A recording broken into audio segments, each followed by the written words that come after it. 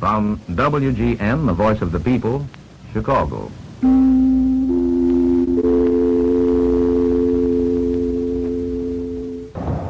Gillette presents the World Series. From the Yankee Stadium in New York this afternoon, we bring you the third game of the 1942 World Series as a feature of the Gillette Safety Razor Company's year-round cavalcade of sports, which embraces the Kentucky Derby, the football bowl games, New Year's Day, all major boxing bouts month after month, and other sports events of national interest. This is Mel Allen speaking for Gillette over the Mutual Network, the Canadian Broadcasting Corporation, and hundreds of affiliated stations, plus shortwave outlets WGEO and WGEA Schenectady, KGEI San Francisco, which beam these games to our armed forces abroad. Now, this third game of the 1942 World Series is played by the National and American Leagues and the St. Louis and New York clubs as the agent for the USO, the United Service Organizations. It's a jam-packed stadium today, seething with tremendous excitement, generated by those two hectic games that started the series rolling in swell shape out in St. Louis. And today, the Yankees will present a revamped lineup as a result of Cardinal manager Billy Southworth's choice of Ernie White, a left-hander, as his pitching nomination. So in the background, we hear the folks laughing, and it's Al Shack entertaining them. But here quickly are the starting lineup for today's game. For the St. Louis Cardinals, no change from the lineups which they presented the first two games outside of the pitcher. It's Jimmy Brown leading off, playing second base. Terry Moore hitting second, playing center field. Enos Slaughter batting third, right field. Stan Musial in the cleanup spot, left field. Walker Cooper hitting fifth, catching. Johnny Hopp hitting sixth, playing first base. Whitey Kurowski, whom we thought might be out of action because of a slight injury to his throwing arm in the second game, is back in there. He's playing third base.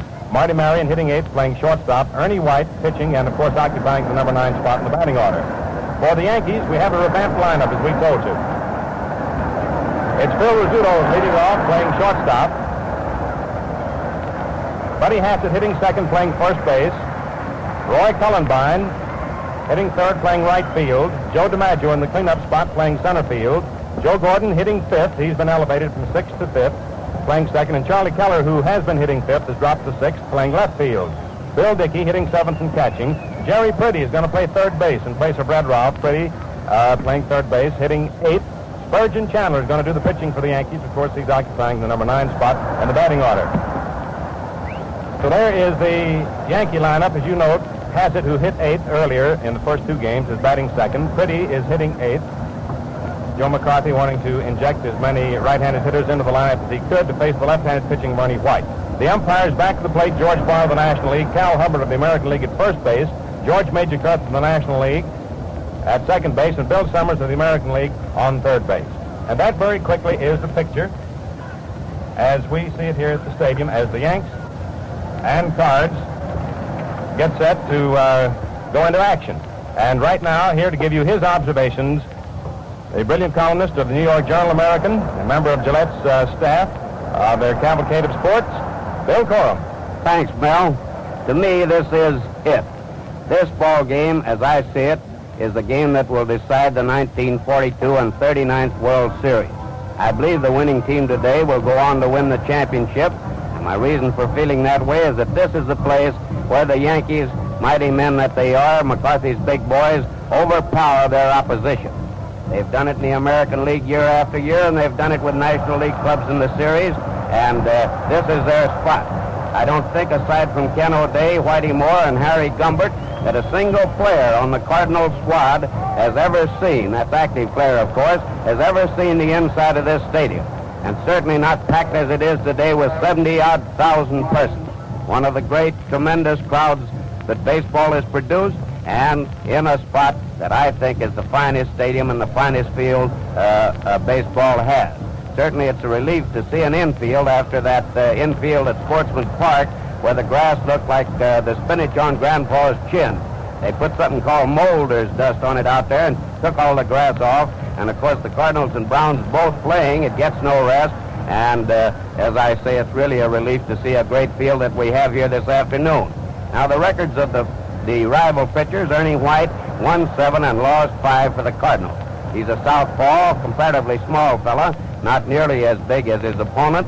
Spurgeon Chandler, who won 16 and lost 5 for the Yankees. White is what is known as a sore arm pitcher. That is, he has a lot of trouble with his arm, but when he's good, like the little girl, he's very, very good indeed. And, of course, he pitched a game that clinched the pennant for the Cardinals in their great rush when they practically came from behind the grandstand to down the Dodgers and win the National League flag. Shaq is getting a big hand from the crowd as he trots in and waving to the people. A great entertainer and a great fella, Al. Now to get back to White for a minute, he's one of Southworth's great left-handers. I don't say perhaps great in all time, but on this Cardinal squad, what you'd call a very, very good journeyman left-hand pitcher at least. And left-handers have troubled the Yankees some this year. Smith and Chubby Dean and others, and the theory is that they don't like them as well as they like speedball right-hand pitchers such as Cooper and Beasley. We'll see whether that's true or not. My experience with the Yankees has been that they like pretty near everything in the way of pitching and can hit almost anything. But if Southworth can get away with this one, if he can beat Chandler with White, he is going to be sitting in the driver's seat, as I see it, as far as the series goes, because he can come right back tomorrow with a fellow named Max Lanier, who is his exact counterpart for White as I could think of. Practically the same size, throws the same way, and they have pretty much the same sort of stuff. If White wins this afternoon, I'm reasonably sure I can tell you that Cooper will not pitch tomorrow, but will be held for Monday. On the other hand, if the Yankees win, I expect to see Cooper back in there in tomorrow's game here because he's Southworth's ace, and you've got to play your ace when you're in trouble. And I repeat that whoever wins this game, the other side definitely is going to be in trouble. And that's the picture as I see it here at the stadium as the Yanks and Cards go into the third game. You regular World Series listeners will recall that on previous broadcasts, we've urged you to lay in a real supply of Gillette Blue Blades. But today, that's all off. Actually, Gillette's current stock of blades is far smaller than the average wholesaler's required inventory. Now, that's due to several things. First, production has been drastically cut by government order to save steel. On top of that, requirements for our armed forces are constantly increasing. Now, these 2 points alone, not to mention others, mean less Gillette Blue Blades for civilian use. So if you run across a store that's out of stock, particularly in defense areas, you'll know why. Of course, we're making every effort to distribute available supplies evenly. Now, no one wants to deprive others of the comfort of shaving with Gillette Blue Blades, so we particularly request that you buy fewer blades and use them thriftily. Don't overstock, and be sure to get maximum service out of every blade. It's easy to do this without sacrificing comfort if you know how, and during the game we'll tell you several ways to make every Gillette Blue Blade last longer. At the moment, the band is out in center field, entertaining the crowd. The bleachers are absolutely jam-packed. They've been out there since early this morning, with Al Schacht having come out earlier to do his stuff to amuse them, to keep things humming and keep interest so they wouldn't get too tired waiting for activity to start on the ball field. Spud Chandler still warming up below our booth, and so is Ernie White of the St. Louis Cardinals. We might give you a quick picture of where our booth is located. It's directly over home plate atop the third deck of the Yankee Stadium, so that we have a perfect view of everything in the playing field. The Yankee groundkeepers are putting on the finishing touches. At the moment, they're out at the mound, smoothing things off, a few of them out in right field. The umpires are at home plate, talking with each other, awaiting Art Fletcher, who will come out for the Yankees, and Billy Southworth, who will come out for the St. Louis Cardinals. Out in deep center field at the flagpole, incidentally, the distance from home plate to that point just to the right of it is 461 feet, is another of the groundkeepers who has a hold of the long rope by which they hoist up the flag. And that will be raised in a moment, and we, of course, will have the national anthem before the game gets underway. All the Cardinals out in front of their dugout got on some red jackets, looking around at the crowd, chatting, apparently very much interested in what's going on in the stands. We don't see any of the Yankees in the front of their dugout as yet, although in the extreme left-hand corner there is Joe Gordon standing with his chin resting on his hand, awaiting something to take place. George Levy of the stadium, who has been in attendance at 12 World Series and who is always at the Yankee Stadium through the regular season, he's the man who walks out the plate to get the batteries for the day's game, goes over to the public address announcer here and gives them to him. Then they're announced. There's Morton Cooper trotting across back of home plate, just having come out of the runway leading to the Cardinals clubhouse, trotting over to the St. Louis bench. Johnny Schulte, Yankee coach, has his mitt up under his left arm, is ready to walk out to the bullpen. The bullpen's, by the way, at the stadium. The Yankee bullpen is out between the left field grandstand and the right field bleachers, and the visiting team bullpen is located between the right field stands and the right field bleachers, so that the boys have quite a long walk coming in when there's a need for changing pitchers. Well, at the moment, Art Fletcher and Billy Southworth are at home plate with the umpires. Terry Moore, the Cardinal captain, is there. They're discussing the batting orders and ground rules. And before the start of this third World Series game, we'll have time for station identification. We'll pause 10 seconds. This is Mutual. This is WGN, the voice of the people, Chicago. We're ready for the national anthem, and here it is.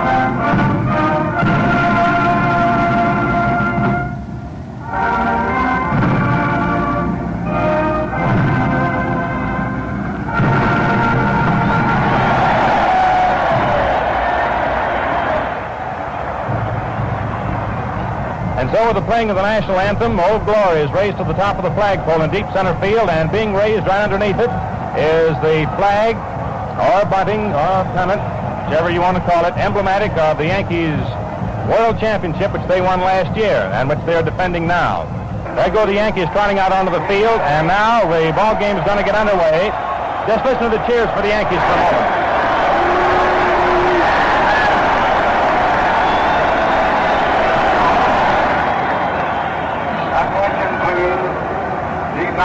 Here's the announcement of the batteries, which we've already given to you. We'll let you listen.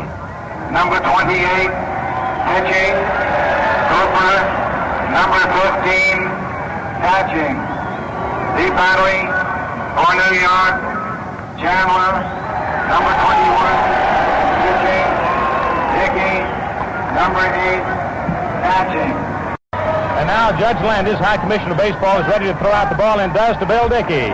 And Dickey trots back to home plate. We're going to be underway in just a moment or so. And to take over and describe for you in his inimitable fashion the first 4.5 innings of this third game of the World Series is Red Barber, who is now doing his 8th World Series.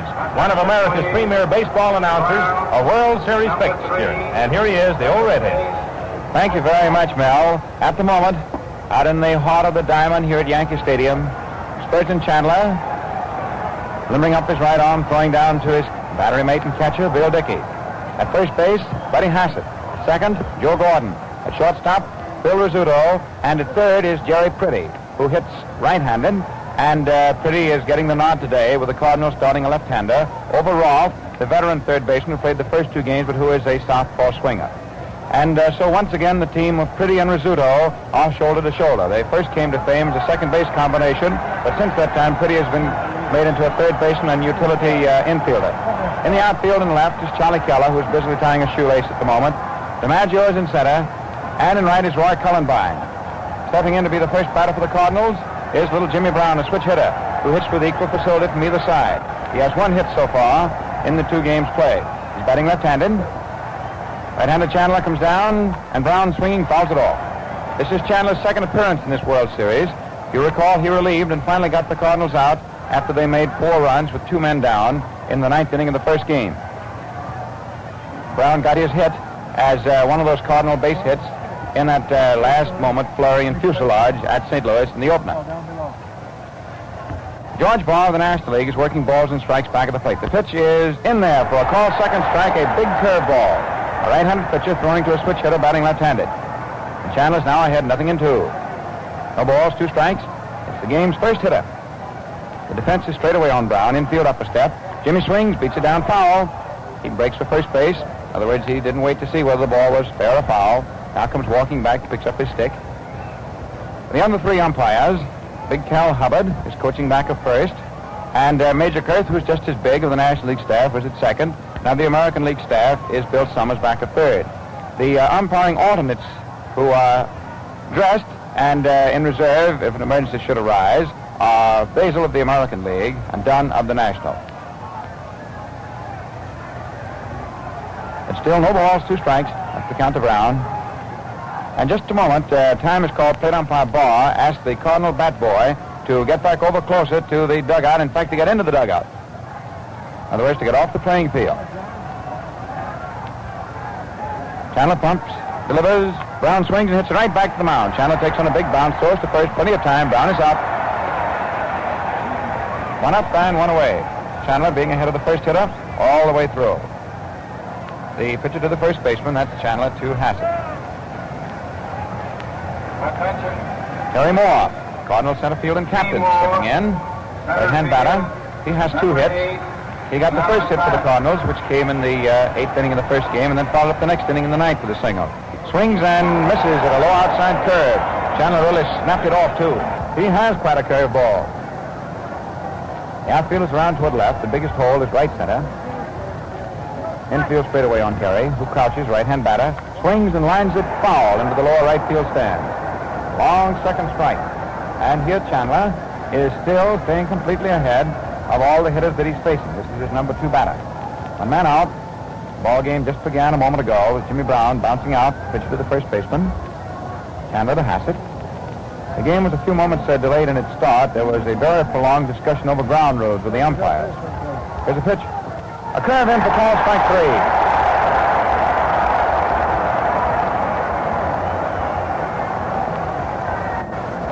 And Chandler has been the completely dominant factor here to start.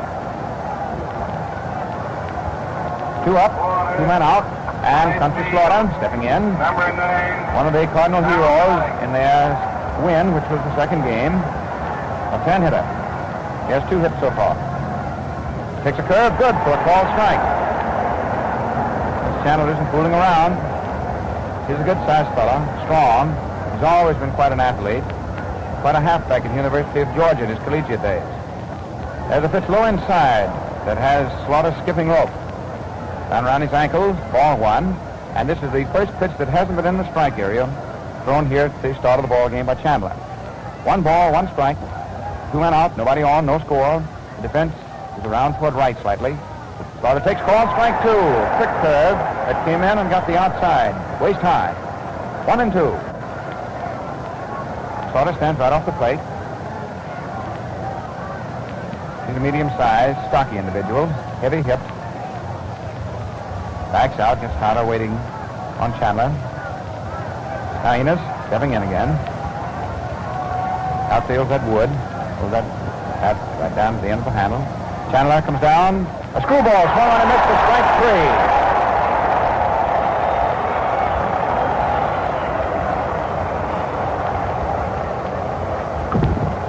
And there was a screwball. He had been throwing a strictly orthodox curveball to the 3 batters. And then when he got 2 strikes on Slaughter, he then gave him the screwball. And it was a big one, and it was over the plate, too. If Slaughter hadn't swung, he'd have been called. And so, I guess you can't ask much more of a pitcher. He threw out Brown himself, then got a 3rd strike to Moore, and struck out Slaughter swinging on a screwball.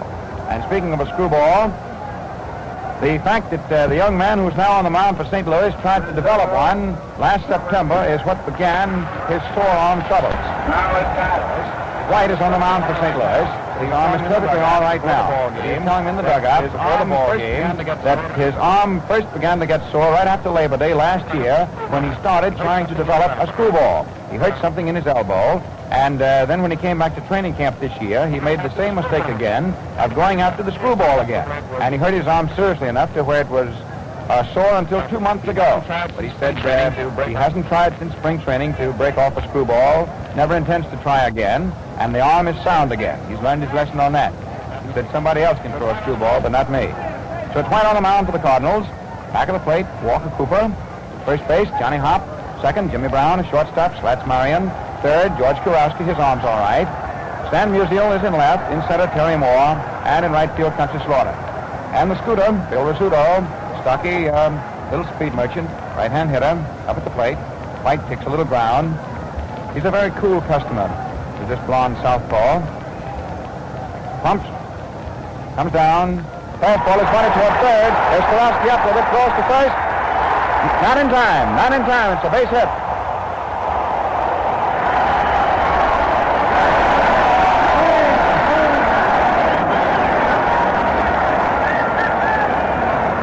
White made his first pitch, a fastball that was coming down low inside around the knees, and Rizzuto caught it down there on the meat and bunted it neatly toward third.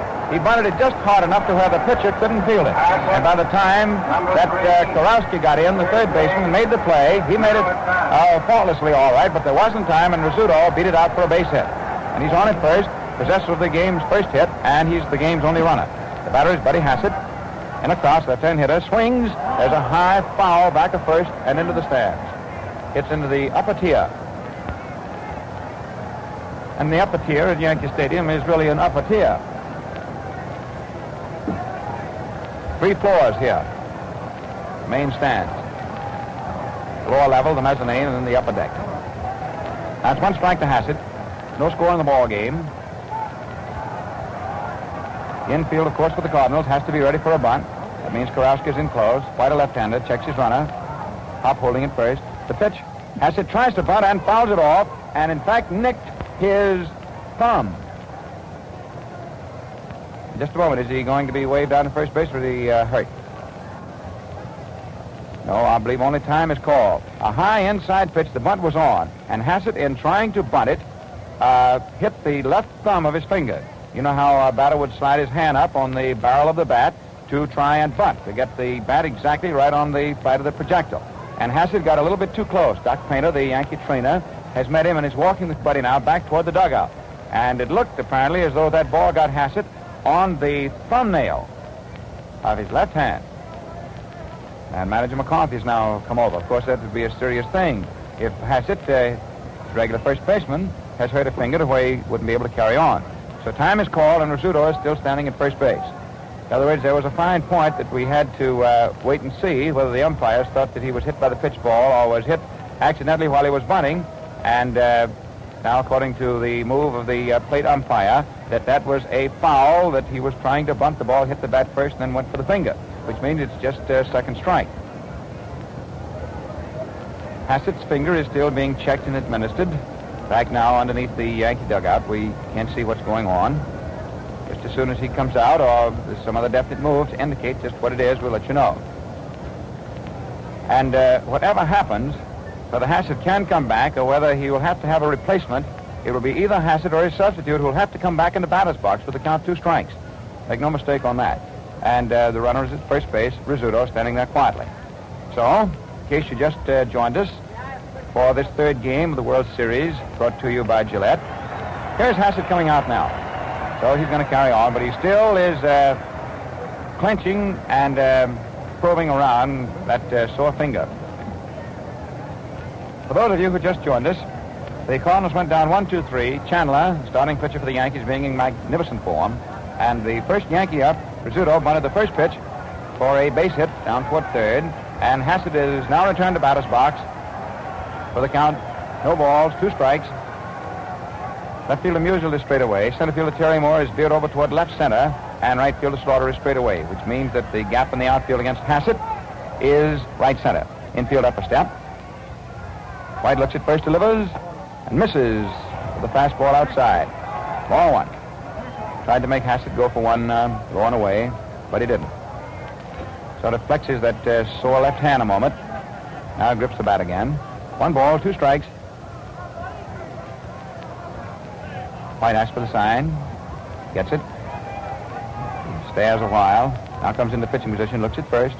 Delivers to the plate. A curve high and outside for ball 2. And as soon as White turned that ball loose, in other words, he immediately went down into a crouch. Because I imagine that when he made that delivery, he thought Rizzuto might be going, and he wanted to get out of the way in the event that his catcher was going to fire right back over his head toward second base. But Rizzuto didn't budge. In fact, he's been standing, you might say, suspiciously still at first base. White looks at first, delivers 2-2. Hassett swings. There's a high foul ball that catcher Walker Cooper's under halfway over to the Yankee dugout and grabs for the out. Rizzuto takes a run down off first, bluffing as though he's going for second, and then quickly goes back into first base. And Walker Cooper walks the ball back out to the mound. So it is 1 out. And Hassett was defeated as he attempted, first of all, to sacrifice, and then was retired, a foul ball to the catcher. Roy Cullenpine, the switch-hitting right fielder, stepping in for the Yankees. He, of course, is going up there as a right-hand batter. Left-hander Ernie White on the mound for the Cardinals. Outfield's around toward left on Cullenpine. They're playing him to full. Infield is up a step, except for first baseman Hopp, who's rolling the bag against Rizzuto. Throw to first. Not in time. Rizzuto fading back on ahead. Cullenpine sets his feet wide apart and digs in. Crouches. The pitch. Swung on and fouled. A curveball. Curve was breaking down. Roy swung above it. Beat it into the ground right underneath the catcher. And apparently nicked the ball because after a quick examination, plate umpire Barr throws it out.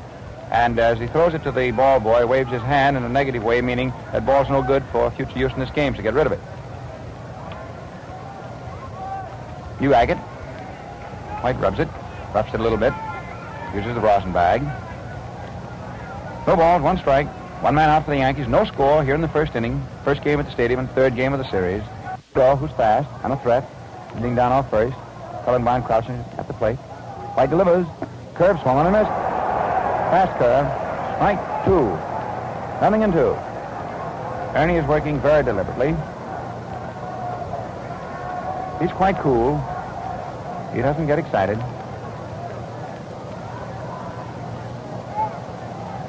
Defense remains as it was.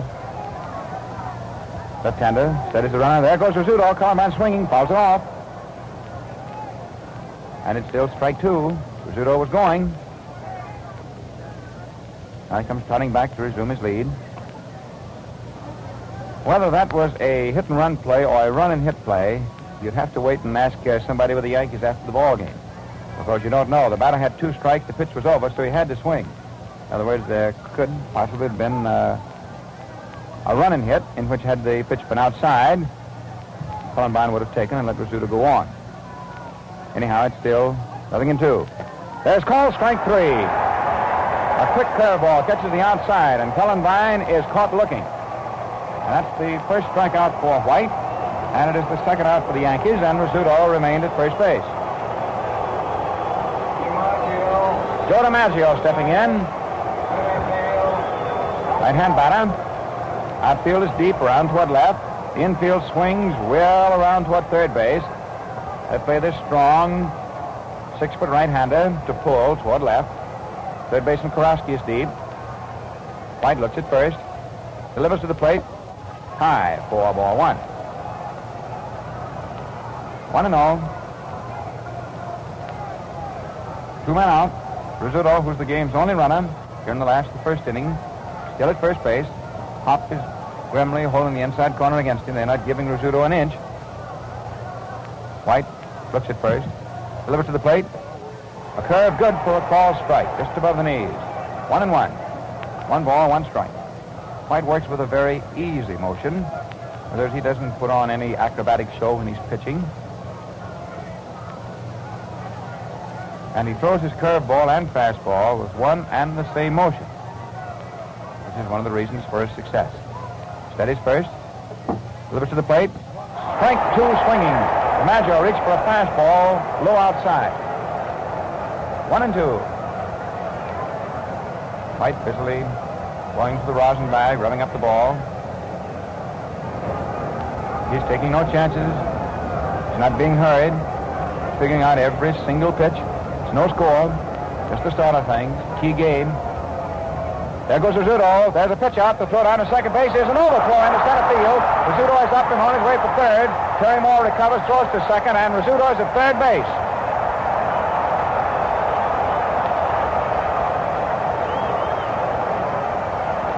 Rizzuto was going down. The steal was on, or you might say a run and hit was on, because if the pitch was outside, DiMaggio would take it, which he did, and it was a ball. Ball 2. The count is now 2-2.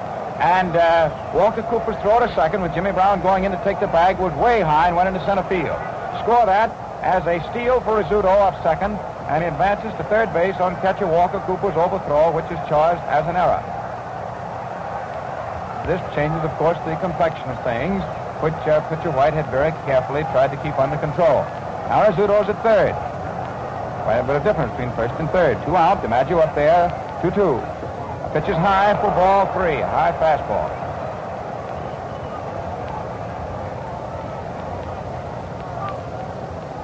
So that's a steal for Rizzuto and an error charged against Walker Cooper. DiMaggio standing out of the box.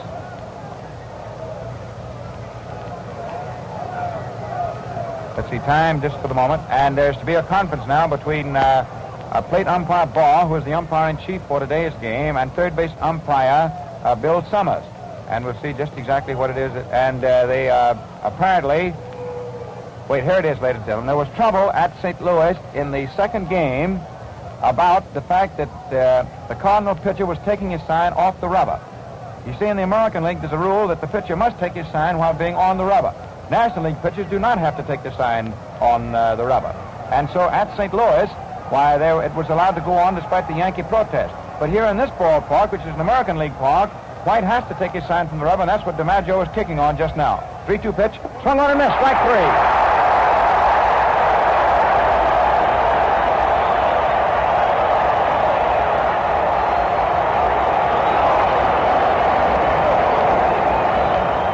And DiMaggio struck out on a 3-2 pitch. It is scoreless, and that ends the first inning.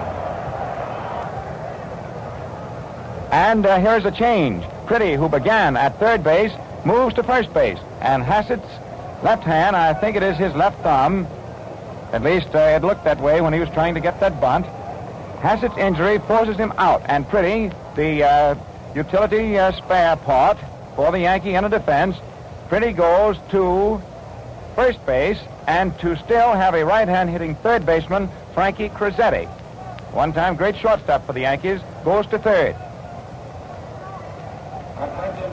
That's the announcement now coming up over the public address. Number 1, playing third base. Pretty, number 14, playing first base for New York. And Pretty, who began the ball game and played the first inning at third, is now at first base. And Crosetti makes his first appearance in this World Series as he takes over at third. Now stepping in as we continue this scoreless third game, first up in the second inning is Stan Musial, left-hand hitter. Bluffs a bunt, and then the pitch is over for a call strike. A sharp curve right under his hands over the inside. The Yankee infield now is Jerry Pretty at first base, Joe Gordon at second, Scooter Rizzuto is at short, and at third base, Frankie Crosetti. A pitch, swung on, beaten foul on the ground, back over toward the Cardinal dugout. Here at the stadium, the Yankees use the dugout on the third base side, and the visiting club, which in this case is the St. Louis National League team, uses the dugout on the first base side. Mike Gonzalez coaching back at first. Billy the Kid, manager Southworth, is his own third base coach. Stan Musial, left-hand hitter, waiting. Chandler, right-hander throw, screwball, hit down to short. Rizzuto's up with it, fires his throw to first. In time, Pretty takes it, and Musial is thrown out by a step. Short to first. Happily passed around the Yankee inner defense. It's no score, one man out, nobody on. The Cardinals at bat. Walker Cooper, the catcher, stepping in the batter's box. Here's the second inning. Now it's out. Bill Dickey stays down after giving the sign. Ball working off the catcher's left shoulder, right-hand hitter. Walker Cooper takes an outside curve low, ball 1. It's just the second ball that Chandler has thrown, and this is the fifth hitter to face it. 1-0. Pitch, swung on and missed. Curve ball off the hands. And Walker Cooper swung all the way around. Such was the force and fury of his swing when he didn't get a hold of it. 1-1. Chandler looks into the dirt for the moment. Kicks for this, spikes out in front of the mound. Blows on his hand now, finally directs his gaze and takes the sign from Dickey. Big catcher comes up high at the pitch. Screwball hit down to short. Rizzuto up with it on a big bounce, throws over to first. Plenty of time. Walker Cooper's out for 4 steps. And that's the second time that Chandler has thrown that screwball.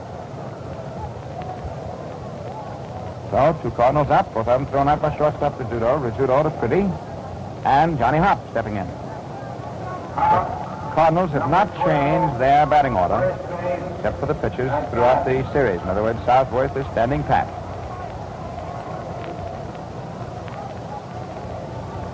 Hop stands midway in batter's box. Swings that stick from the end. Pitch. Over for a strike, and there was another screwball. That one came on the inside by the hand and broke back from a left-hand hit and over the plate.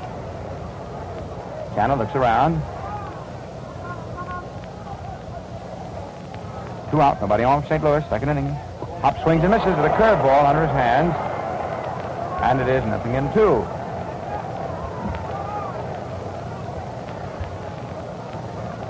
Hop walks out of the box to compose himself for the moment. Now gets in again.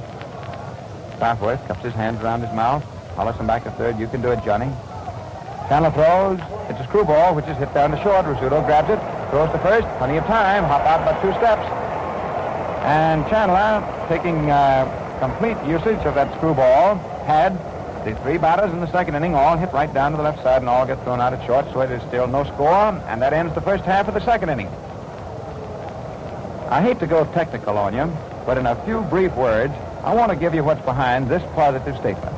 In all the world, there isn't a razor blade as sharp, as easy shaving, or as long-lasting as the Gillette Blue Blade. Men, manufacturing is directed by graduate specialists in metallurgy, chemistry, physics, mechanics, even electronics.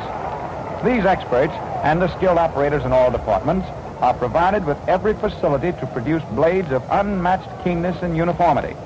There are high-powered microscopes wherever you turn, Vickers hardness testers, and other devices usually found only in scientific laboratories. Most of the manufacturing equipment is Gillette-designed and Gillette-built. 5-ton sharpening machines, microscopically adjusted, grind and hone the blades in filtered oil before the delicate strapping operation. Automatically controlled furnaces temper the steel to glass-cutting hardness. Yes, in department after department, more and more reasons why the Gillette Blue Blade gives you more shaves, more quickly and easily. It's no score. Just had 1 hit in the ball game. Bunt single by Rizzuto in the first inning, and here's Gordon, first up for the Yankees. Last of the second inning. Outfield is around toward left on Joe. They play him to full. Infield is swung a step toward third. Tender White, finishing his sophomore season with the Cardinals, takes a full pitching stretch, throws. Fastball over the outside for a called strike. Gordon is working deep back in the box for a right-hand hitter. Stands with his rear foot solidly on the back line of the box. Feet relatively close together and moves around a lot. Swings from the end. Leans into the plate. Swings on a curve. Fouls it right back on the screen. Strike 2. 0-2. First man up, last of the second inning. Art Fletcher, as usual, has been for years and years third base coach for the Yankees, and Earl Combs, first base coach. Fletcher Coop, after giving the sign, remains down on his haunches, keeps pounding his fist into the pocket of his mitt. Throw. Swung on and missed. A low outside curveball. That's the 4th time they've struck him out on that low outside curve. Not in today's game, I mean for the whole series. And this is strikeout number 3 for White. It's the 5th strikeout that we've had so far in the ball game as Chandler struck out 2. And White now, you might say, is in a rut because he's just struck out the last 3 men that he's faced. 1 up, 1 away, last of the second inning. No score. It's all pitching. And here he is, Charlie Keller. He really smoked one at St. Louis. Takes a high, fast curve inside. Ball 1. White turned that one loose. He can throw hard. Keller crowding that plate from behind the left-hand batter, gets tired of waiting. Walks out. Now steps in.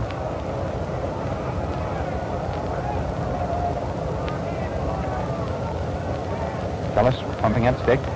White pitches. Charlie swings, and there's a ground ball back at first. Hop is up with it. There's the race, and the first baseman wins by a step. Keller is out. Ground ball that was hit sharply back at first base. And that breaks the sequence of White's strikeouts. He had struck out 3 men straight.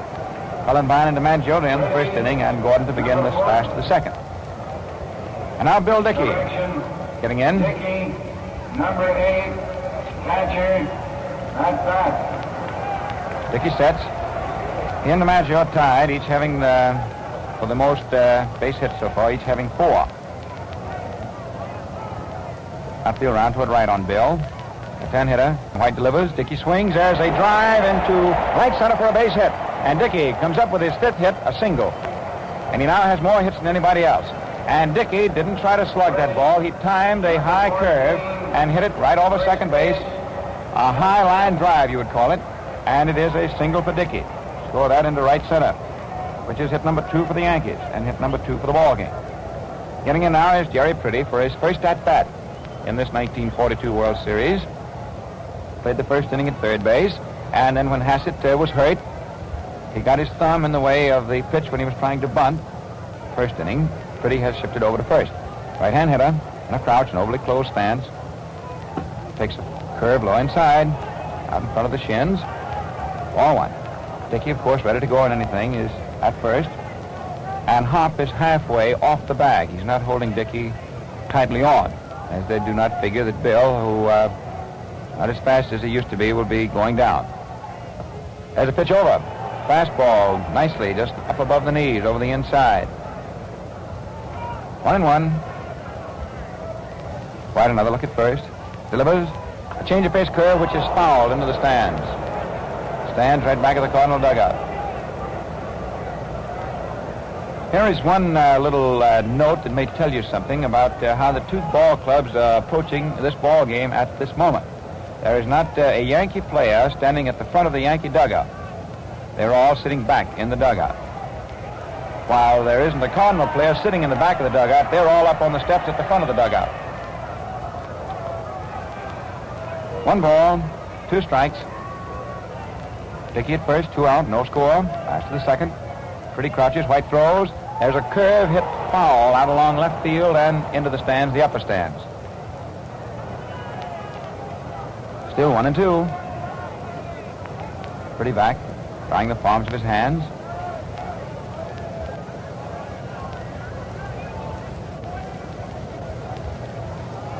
Ernie moves a little dirt.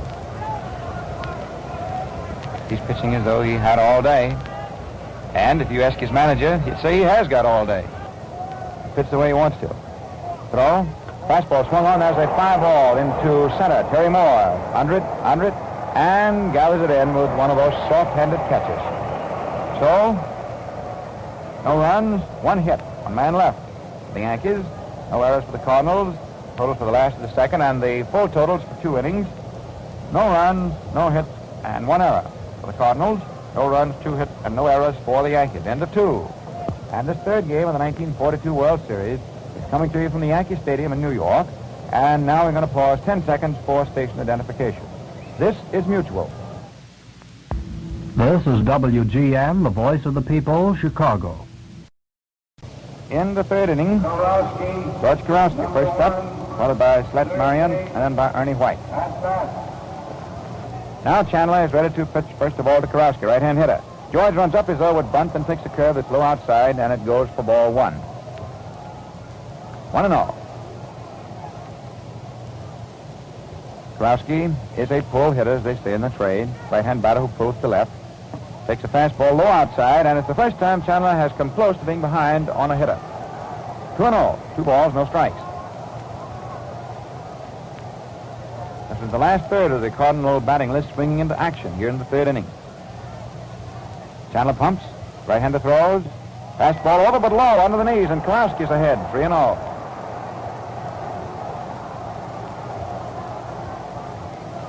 George sets. He's a blocky fella. And his very determination is the reason he is standing in home plate this afternoon. One of the two bones in his right wrist is missing. There's the strike. In this case, the automatic strike. All Chandler had to do was get it over. Crosetti was taking 3-1. When George was a kid of 11, he had to have an operation. 4 inches of one of those wrist bones was cut off. Swings and fouls the next pitch down, and it's now 3-2. And if you could see his arm right now, which has grown twisted, as those muscles have had to overly develop in order to take up the slack of one of the two wrist bones being missing, well, then you would realize that there's a fellow with a baseball heart. If he didn't have it, he wouldn't be here. 3-2, full count. Chandler comes down. Ball 4. Crosetti very coolly took a pitch on the outside. This is the first Cardinal runner, and it's the first base on balls given up by either hurler in this first game of the series for the stadium and game 3 for the series. Marion, number 4. Tall, slender shortstop, Martin Marion, better known around baseball circles as Slats because of his physique, steps in. Right-hand hitter. Takes a pitch on the outside, a curve. He looked his way with bunt, then let it go. Pretty is naturally holding first base against Crosetti. Crosetti, who was playing third, came on the second inning. Hassett had to retire, hurting his left thumb, trying to bunt. Crosetti right off the bag, ready to run in. The pitch swung on and fouled across the third baseline. Manager Southwest scoops it up. The ball dying as they got down to him. 1-1. Marion has 1 hit. He tripled in the 9th inning. 2 men out the first game to knock in the first 2 Cardinal scores. Here's a long, tall drink of water. The way he plants his feet, he's just standing from over here to over yonder. Chandler stretches, comes down in position. Delivers to the plate. There's a bunt. Back to the mound. Chandler fields it. The throw has to go to first. And Marion is out by a step. Close play at that. Sacrificing and moving Crosetti down to second. And the Cardinals now have a runner in scoring position. Should a base hit be forthcoming, a walk and a sacrifice. The out was the pitcher coming up with a bunt and throwing over to first base.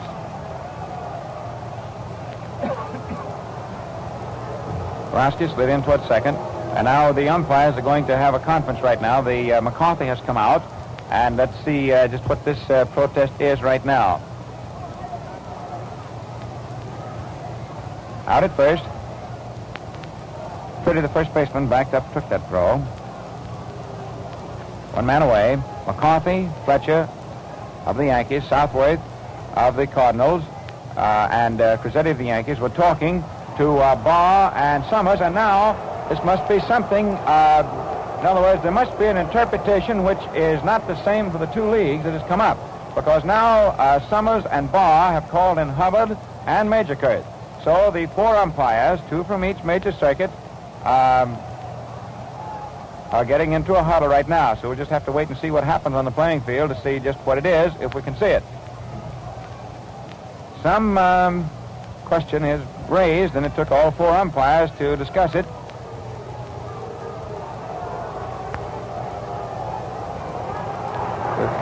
Just a moment.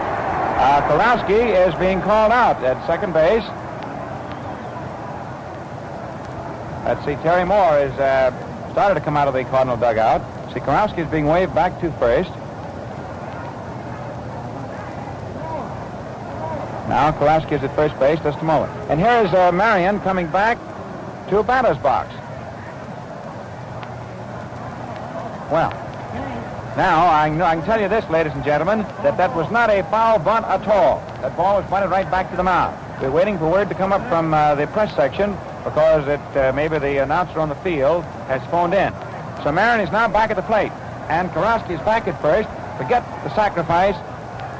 There is nobody out in the 3rd inning. 1 ball, 2 strikes. Marion swings. There's a trickler back to the mound, and Chandler has to play over to first base. Marion is safe. Beats it out for a scratch single.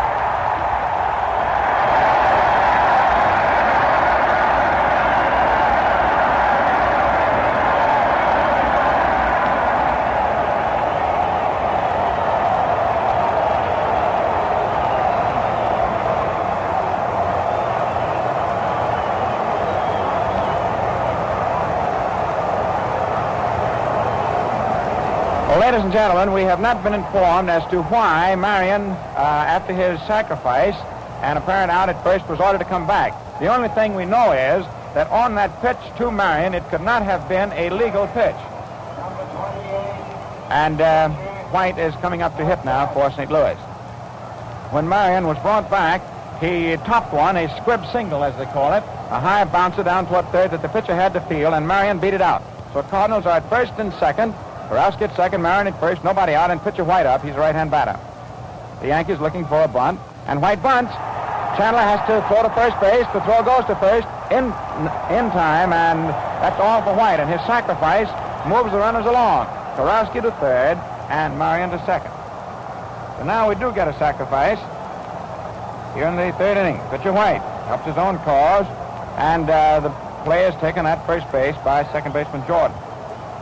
Now to go back once again to that Marion situation, either the ball was ruled to have been foul and then to trickle out to the mound after hitting the batter, that could have been a possibility, or else there was something about the illegality of the pitch. But when we find out what the umpires do, we'll let you know. Right now, the situation, and we know this, runners at second and third, Jimmy Brown up, hitting left-handed, takes a strike, fastball under the hands, over the inside. And the Cardinals now are putting on the first real major threat of the ball game. It is scoreless. Either way, Crosetti is at third, Marion at second, the outfield is straight away, and the Cardinals have one of their great little money players up there, Jimmy Brown, who's very tough in the clutch.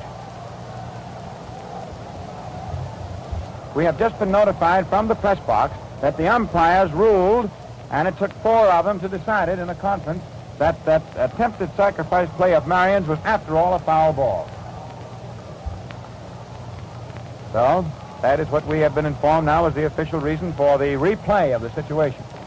We knew it either had to be a foul ball or an illegal pitch. That's the only way it could have been called back. Now, let's see. No score, but the Cardinals threatening. They got something cooking here at Yankee Stadium. This is the key out right now for the Cardinals if they hope to score one from an out. Chandler, full pumping motion, delivers. Brown swings and hits it back over the mound toward second. Gordon makes the play to first. Brown is out, but a run comes in.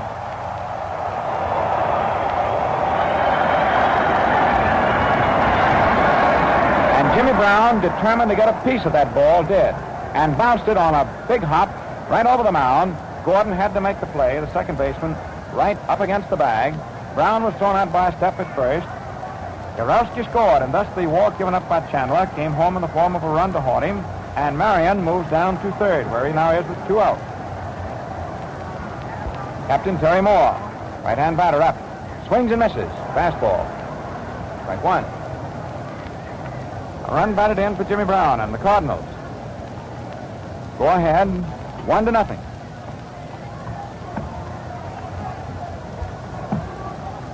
Outfield around toward left. More swings, and there's a foul ball over by the Yankee dugout. Dickey's going over. Crosetti comes down, and Crosetti gets a glove on it and falls down. And the ball is not caught. The ball was hit right between where the third baseman and the catcher, either one could have gotten it. Crosetti kept hollering. Dickey kept going. We couldn't, in other words, we were looking at Crosetti so we could see him holler. Dickey had his back to us the way he was running down toward third. We couldn't tell whether he was hollering or not, but he kept going. And finally, Crosetti dove for the ball, and in trying to grab the ball and get away from Dickey, too, he just hit the ball with his glove and didn't hold it, and no error is to be charged. It is just strike 2 to Terry Moore. 2 out for the Cardinals. They're ahead 1-0. Marion is the third. Moore takes a call strike. Strike 3. Curveball. It's the second time that Chandler has curved him for the third strike. That's the third strikeout. And it is now 1-0 in favor of St. Louis, and that ends the first half of the third inning. Are you handy with tools? Have you any feeling at all for mechanics? If so, there's a special place for you, and a mighty vital one, in the United States Army.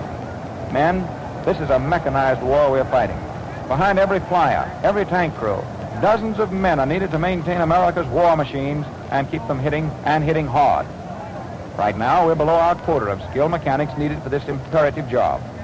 So this is an appeal to you men who are radio operators, electricians, sheet metal workers, garage mechanics, watchmakers, and tractor experts to come to the aid of your country.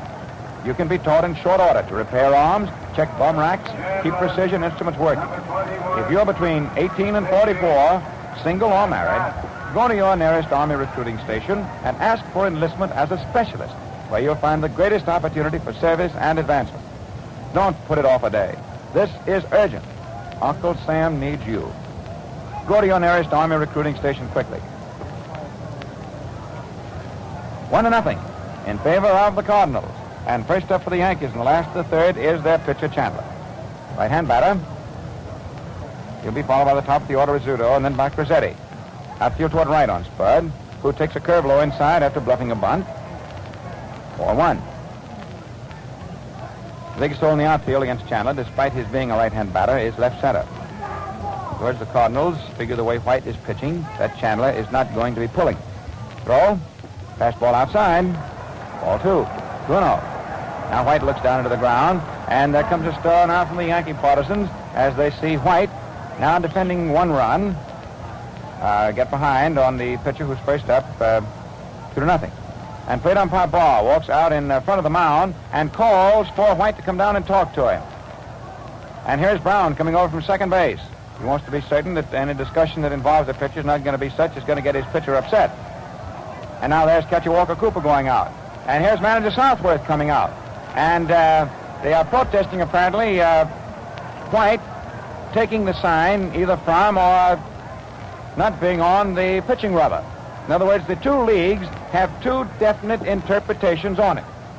In other words, you'd be surprised to know at how many of those apparently small points the two major leagues are at variance. I mean, the game is basically the same, but in some of those fine shadings of interpretation, one league goes this way and one goes the other. And this, I believe, it's been years and years since any difference between the style of play and the rules and regulations of the two leagues has caused so much of a controversy. It may be that this has been brought up on the part of the Yankees to try and get the young Cardinal pitchers excited. That we don't know. Now White goes back to work and pitches over for a strike. Right over. 2 balls, 1 strike. Ernie moving around. Chandler crowding the plate from behind, right-hand batter.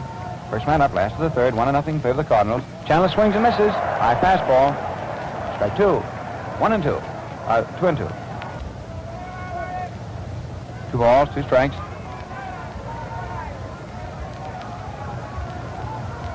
White set. Throws. Strike 3 swinging. A fastball in there. Chandler struck out. And for the cool left-hander, this is his 4th strikeout. 1 up, 1 down, last of the third. 1-0 favor of the Cardinals. Got their run without hitting the ball out of the infield in the top of the 3rd inning. Walk, dribble single, halfway to third base, followed by a sacrifice and infield out. Rizzuto takes a fast curve inside at the knees. I guess White threw that one in there with the idea, well, if you're going to bunt the first pitch as you did on him in the first inning, jump on it. 1-0. Rizzuto has 2 hits for the series. He's 1 for 1 today. Swings, and there's a line drive right at third baseman Kowalski, who grabs it for the out.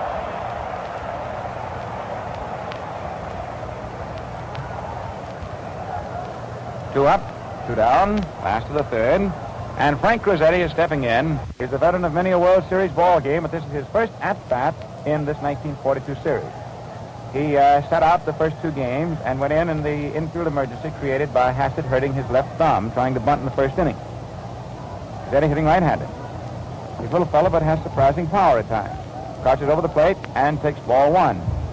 Curveball in by his hands. 1-0. 2 out. Nobody on.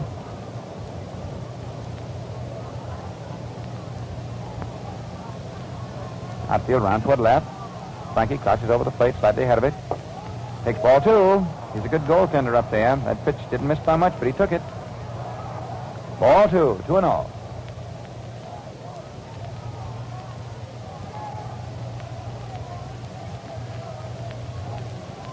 White shakes no. Now nods yes. His catcher stays low, back of the plate. Strike. And Crosetti moving around, trying to misdirect the aim of the pitcher. Finally had to jump back out of the way. He was right up against the plate. Pitch came over. Ball strike. 2-1. Now Frank digs in. Strokes that stick about 2 inches. Never still. White throws, Crosetti swinging, fouling it back, going after a fastball that was in there. 2-2. 2 balls, 2 strikes. Jimmy Brown hurrying it up down at second base.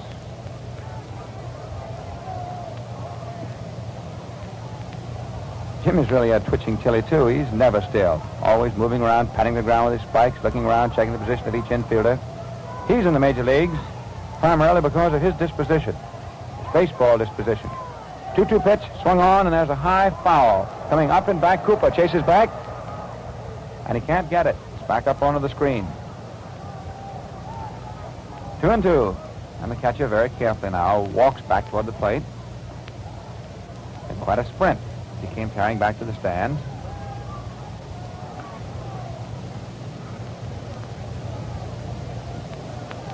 Two down, nobody on. White looks out toward the scoreboard as though checking the count for his own information.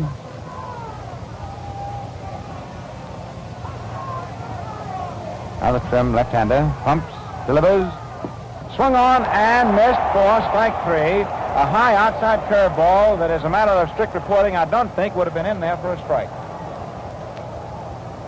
And that is the 5th strikeout for White.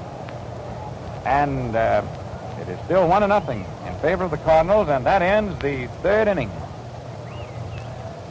It is impossible to produce a blade as sharp, as easy shaving, or as long-lasting as today's Gillette Blue Blade without the technical knowledge, skilled craftsmanship, and specialized equipment to be found only at World Shaving Headquarters. First up in the 4th inning, Country Slaughter, who struck out swinging on a screwball thrown by Spurgeon Chandler in the 1st inning. Slaughter swings on the first pitch and beats it off foul on the ground. Strike 1. Slaughter, you might say, was the closest thing to being a GOAT in the first game, and he certainly was a great star in the second game, which goes to show that the old adage in baseball is really true. It doesn't make any difference about today. Forget it. There's always tomorrow. Anyone who's been around baseball long enough knows that you can be a hero today and it doesn't help you at all tomorrow, and vice versa. Chandler delivers as a fastball hit down toward first base. Pretty is up with his steps on the bag and Slaughter's out by 3 feet. I want to change that. I said fastball. It looked like a fastball when he was thrown. However, it broke a screwball just at the plate, and Slaughter hit it off the end of the bat and pulled it down toward first, about half speed. It was an easy play for Pretty, the first baseman. 1 up, 1 out, first baseman unassisted. And here's Stan Musial, who bounced out short to first in the 2nd inning. He has 1 hit, but that one was for the money. Takes a curve low inside, ball 1.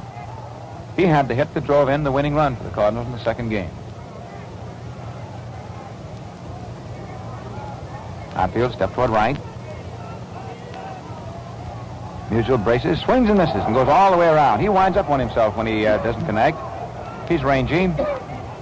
Sort of a bill like Teddy Williams. This fellow just wind up like a corkscrew when they swing, don't hit. Chandler blows in his right hand a little bit. One of his pitching mannerisms. Slips the glove, rubs the ball for the moment. Things get sort of quiet. Musial digs in. The pitch is a let-up ball swung on and belted into center field for a line drive. It's a single. DiMaggio juggles the ball but recovers in time, and Musial holds it first. It's a clothesline line drive hit by Stan Musial, his 2nd World Series hit. And this is, without a doubt, the hardest hit ball we've had today. That is, that's gone safe. Rizzuto hit a hard line drive in the 3rd inning, but right at Kowalski, the 3rd baseman.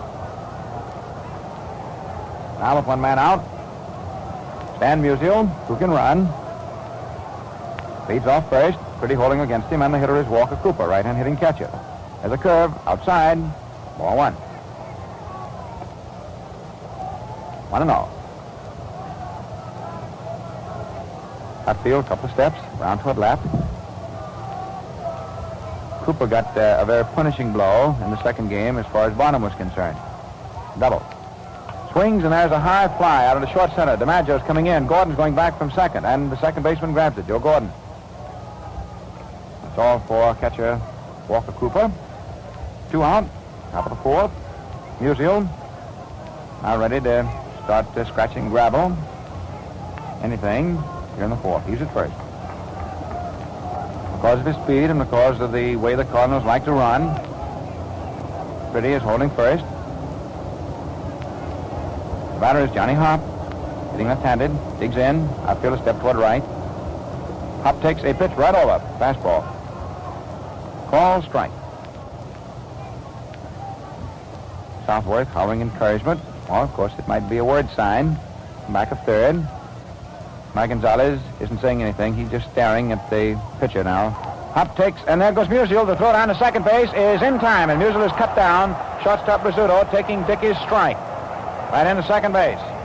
And Musial is cut down trying to steal. Catch it to the shortstop. Still 1-0, favor the Cardinals, and that ends the first half of the 4th inning. We'd certainly be out of line urging you fans to use fewer razor blades unless we told you how to do it. The most important thing, and I can't emphasize this too strongly, is beard preparation. Yes, it'll surprise you how many more comfortable shaves per blade you get if you prepare your face properly. Many of us just give our beards a lick and a promise, call it enough, and begin shaving. But the first thing to do is wash your face with soap and plenty of water. That starts the process of beard softening and removes particles of grit that dull the blade. Next, apply shaving cream. And if you use lather cream, do a good job of lathering. Use lots of water. Saturate the whiskers thoroughly. When you realize that a dry bristle is almost, if not equally as hard as copper wire, you know how important this is. Another hint. Never remove your Gillette blue blade for cleaning. Just loosen the razor handle, hold under hot water, and shake dry. Thus, you avoid possible damage to the super keen edges from needless handling. Follow these easy suggestions and we guarantee even more shaves and easier shaves from every Gillette blue blade. First up now in the last of the 4th is Roy Cullenbine, a switch hitter, who's batting right-handed against left-hander Ernie White of St. Louis. White pitches, a curve low inside. That made Cullenbine back up a step, made him move his feet. 4-1. 1-0, favor St. Louis. It's steady, very careful, and consistently fine pitching so far. Roy swings as a long foul, hitting to the upper left field stands. 1-1. White took just a little bit off of his fastball, and Cullenbine, swinging out in front of it, pulled it high and foul. 1-1. The outfield is deep on Roy. He's a big, strong fella.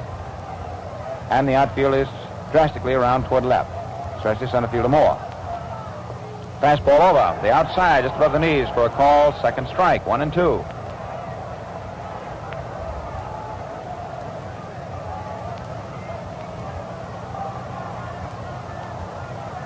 Cullenbine holding that stick within a half an inch of the knob.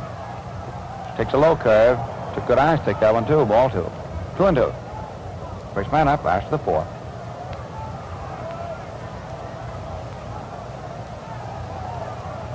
Big end swing into action for the Yankees here in the last of the 4th. Cullenbine, then DiMaggio, then Gordon.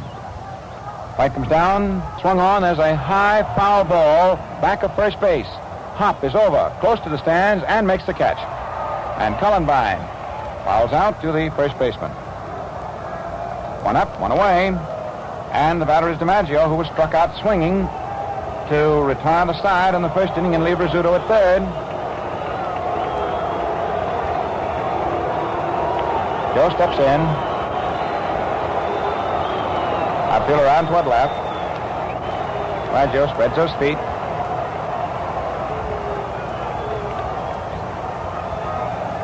White pumps, delivers. Joe swinging, fouls it back, went after a fastball. Strike 1. White on the mound. Walker Cooper, the receiver. The Cardinal infield is Hop, Brown, Martin, Karowski.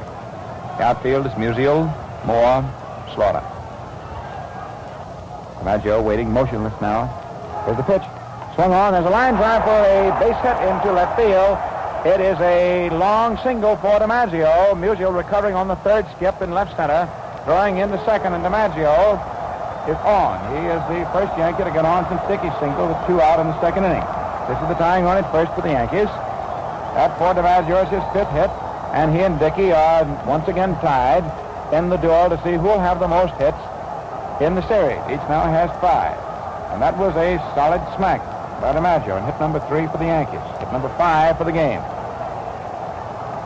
Joe Gordon, who was struck out on a low outside curve in the 2nd inning. Except for his 2nd at-bat. Joe has 1 hit this year. DiMaggio at first. Hop holding the bag against him. The outfield around toward left on Gordon. White throws.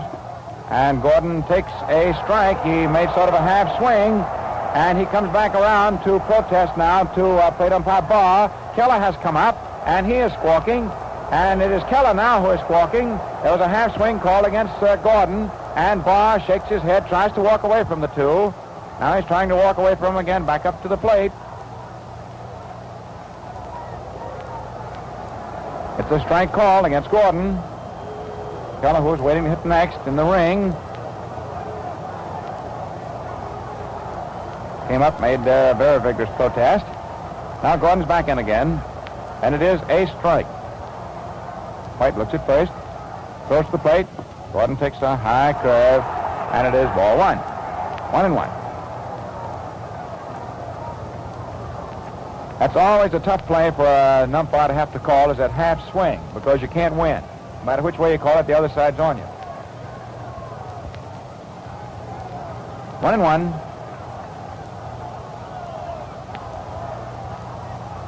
White looks at first. Delivers to the plate. Gordon swings and misses. There was a fastball on the outside, just above the knees. Now it is 1-2. 1 ball, 2 strikes. White working carefully. Gordon sets. DiMaggio at first, 1 out. 1-0 St. Louis. There's a curve swung on and foul back. There was a high curve. It's over. 1-2. Fletcher pacing up and down back at third. Holds up one finger, indicating to DiMaggio just 1 out. Earl Coombs cups his hands, hollers something up to the plate to Gordon. White working very smoothly. Steadily delivers. Gordon swings. There's a fly ball hit high into left center. Musial falls down but gets up. Moore goes on, and it's Musial for the catch. DiMaggio all the way to second base, hurries and gets back to first. It looked for the moment like there might be trouble. First, because Musial fell down. He's been having trouble with his footing so far all through the series.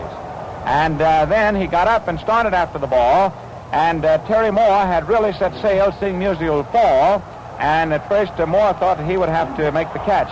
And for the moment, it looked as though the two might collide in left center. But Moore, being the old and the more experienced, got out of the way and let the rookie go ahead for the catch, the left fielder. So it is 2 out. And stepping in is Keller, who grounded out to first baseman Hop on assist in the 2nd inning. Outfield deep, round toward right. 1-0 favor the Cardinals. Keller, very rough customer with that lumber, crouches, takes a curve over for a called strike. 0-1. DiMaggio ready to go now in anything. Stepping down off first. And Hop is about 3 steps off the bag. He's not holding first base tightly against the runner. White works. Keller swings. There's a high pop fly into very short right. There is right fielder Slaughter coming in under it and makes the catch. That's all for the Yankees in the last of the 4th inning. No runs, 1 hit, 1 man left. At the end of 4 innings, it is 1 run, 2 hits, and 1 error for St. Louis. No runs, 3 hits, and no errors for New York. And that ends the 4th inning. And ladies and gentlemen, we can't applaud too highly, and we cannot cooperate too deeply with the American Red Cross in its blood donor program, which is a program that simply means the sustaining and the saving of the very lives of the men in our armed forces who all over the world, every hour of every day, risk those very lives in our behalf. And we as civilians are vital cogs in that program, because it is up to us as individuals to make appointments and to go in and to give a pint of our blood. toward the saving of the life of one of our men. So, on behalf of the men in our armed forces, let us, on this World Series broadcast, ask you to cooperate by contacting your local American Red Cross chapter and asking how you may best help. We're going to the fifth inning. Hop first up, Chandler works. Hop swings, grounds it foul, sharp foul, back of first. Gonzalez waved it goodbye. You know, these coaches are very cute, you know. A foul that comes down, it's on the right bounce and not too hard hit, while they'll make the play and play around with the fans. But when they're really tagged, after all, they know they're only going to have 5 things on one hand, too. Strike one. Johnny Hop first up in the fifth. Magnificent pitching. It's 1-0 in favor of the Cardinals. And they got that run without getting the ball out of the infield in the third inning. In fact, without hitting the ball hard. Chandler delivers. There's a pitch high for ball 1. 1 ball, 1 strike.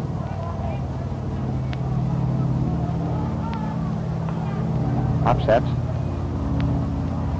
Outfield step toward right. Johnny swings. There's a ground ball down to short. Rizzuto is up with it. Throws in time by a half step. And Hop is out. That is a magnificent forearm throw that Rizzuto has. It's one of the best in the business. Every great infielder throws with his forearm primarily. That's what saves a step, cuts a runner down. In other words, you could tie an infielder's arm against his side, that is from the elbow up, and he could still throw using just his forearm. Rizzuto snapped out Hop. And here's George Karowski. Gets away from a high inside curve. Ball 1. Karowski was walked in the third inning and was later turned into the game's only run. 1 up, 1 away. Top of the fifth.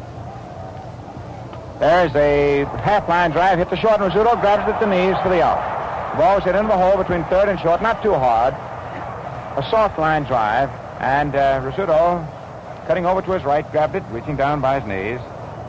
And it is 2 up, 2 down for St. Louis.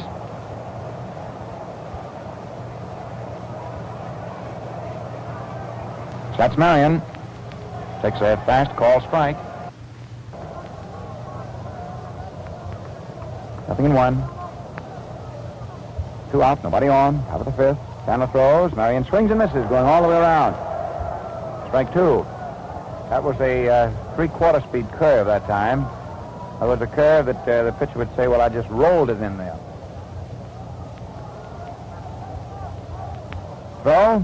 Swung on as a bounding ball wide of third. Up with it is Crosetti. Throws in time but 2 steps.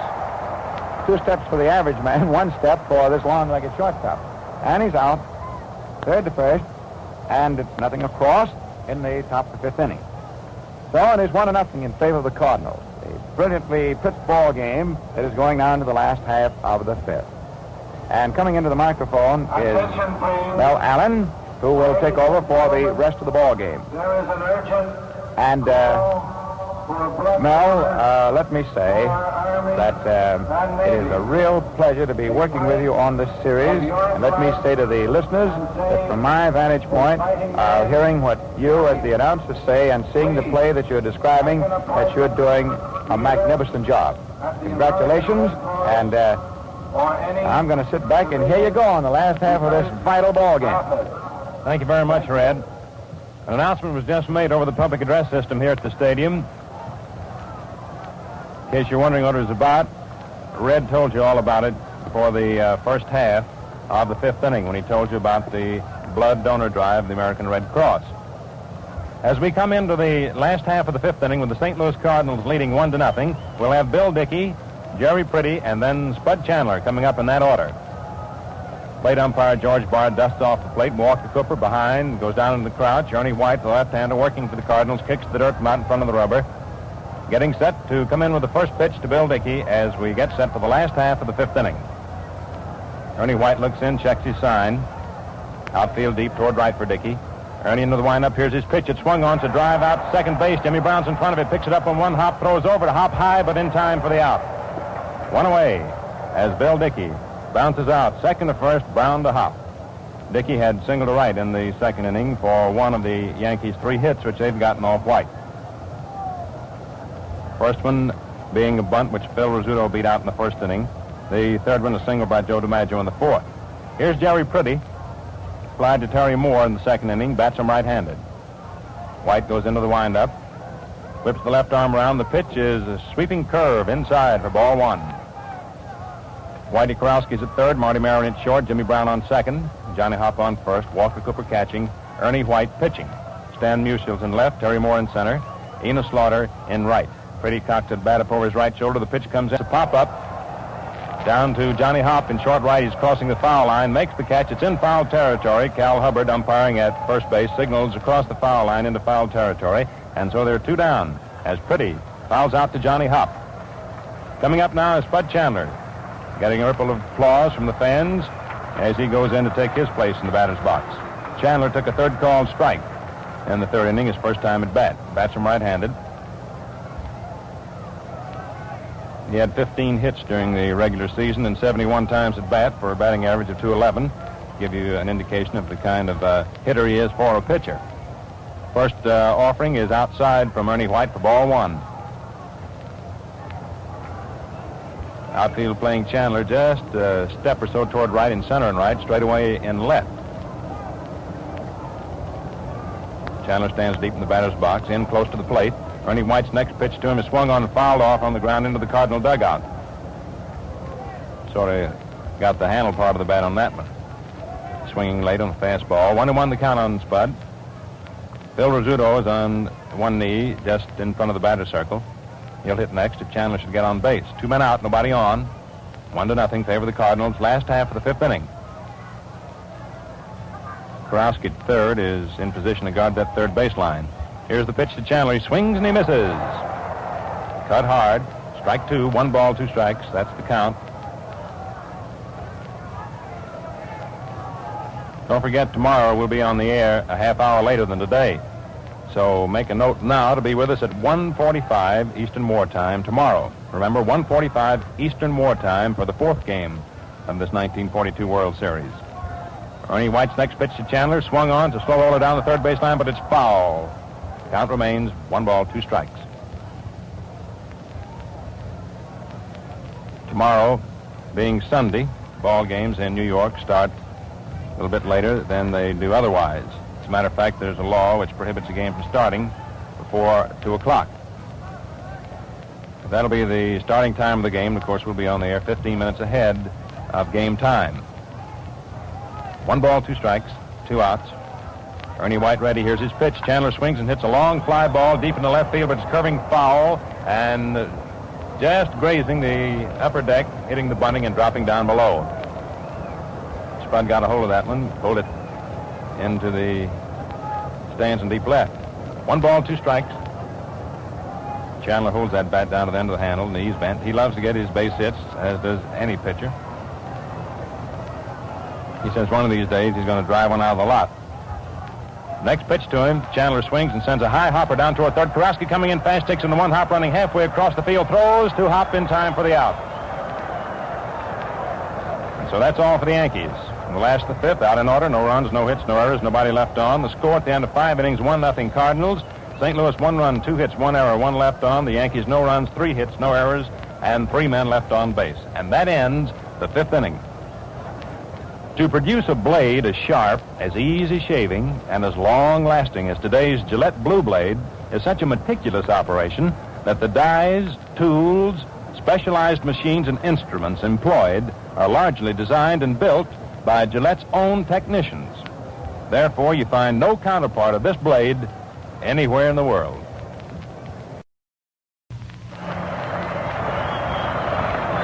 As we get ready to go into the first half of the 6th inning, Ernie White, Cardinals left-hander, be the first batter and is getting a nice round of applause from the crowd, as you can hear in the background. Listen for a moment. And it dies down as Ernie White steps into hitting position. White sacrificed in the 3rd inning. Bats him right-handed. On deck is Jimmy Brown, then will come Terry Moore as we skip to the top of the batting order after White has his turn at the plate. Spurgeon Chandler blows on his pitching hand as a sign from Bill Dickey. He, too, swoops way down low as he goes into the windup. Overhand curveball, fast curve outside. Ball 1. Ball hit Bill Dickey on the arm and bounced off. tucks his mitt up under his right arm as he shakes off the little sting. Right on above the wrist on his left hand, which is his mid hand. Not his meat hand, but his mid hand.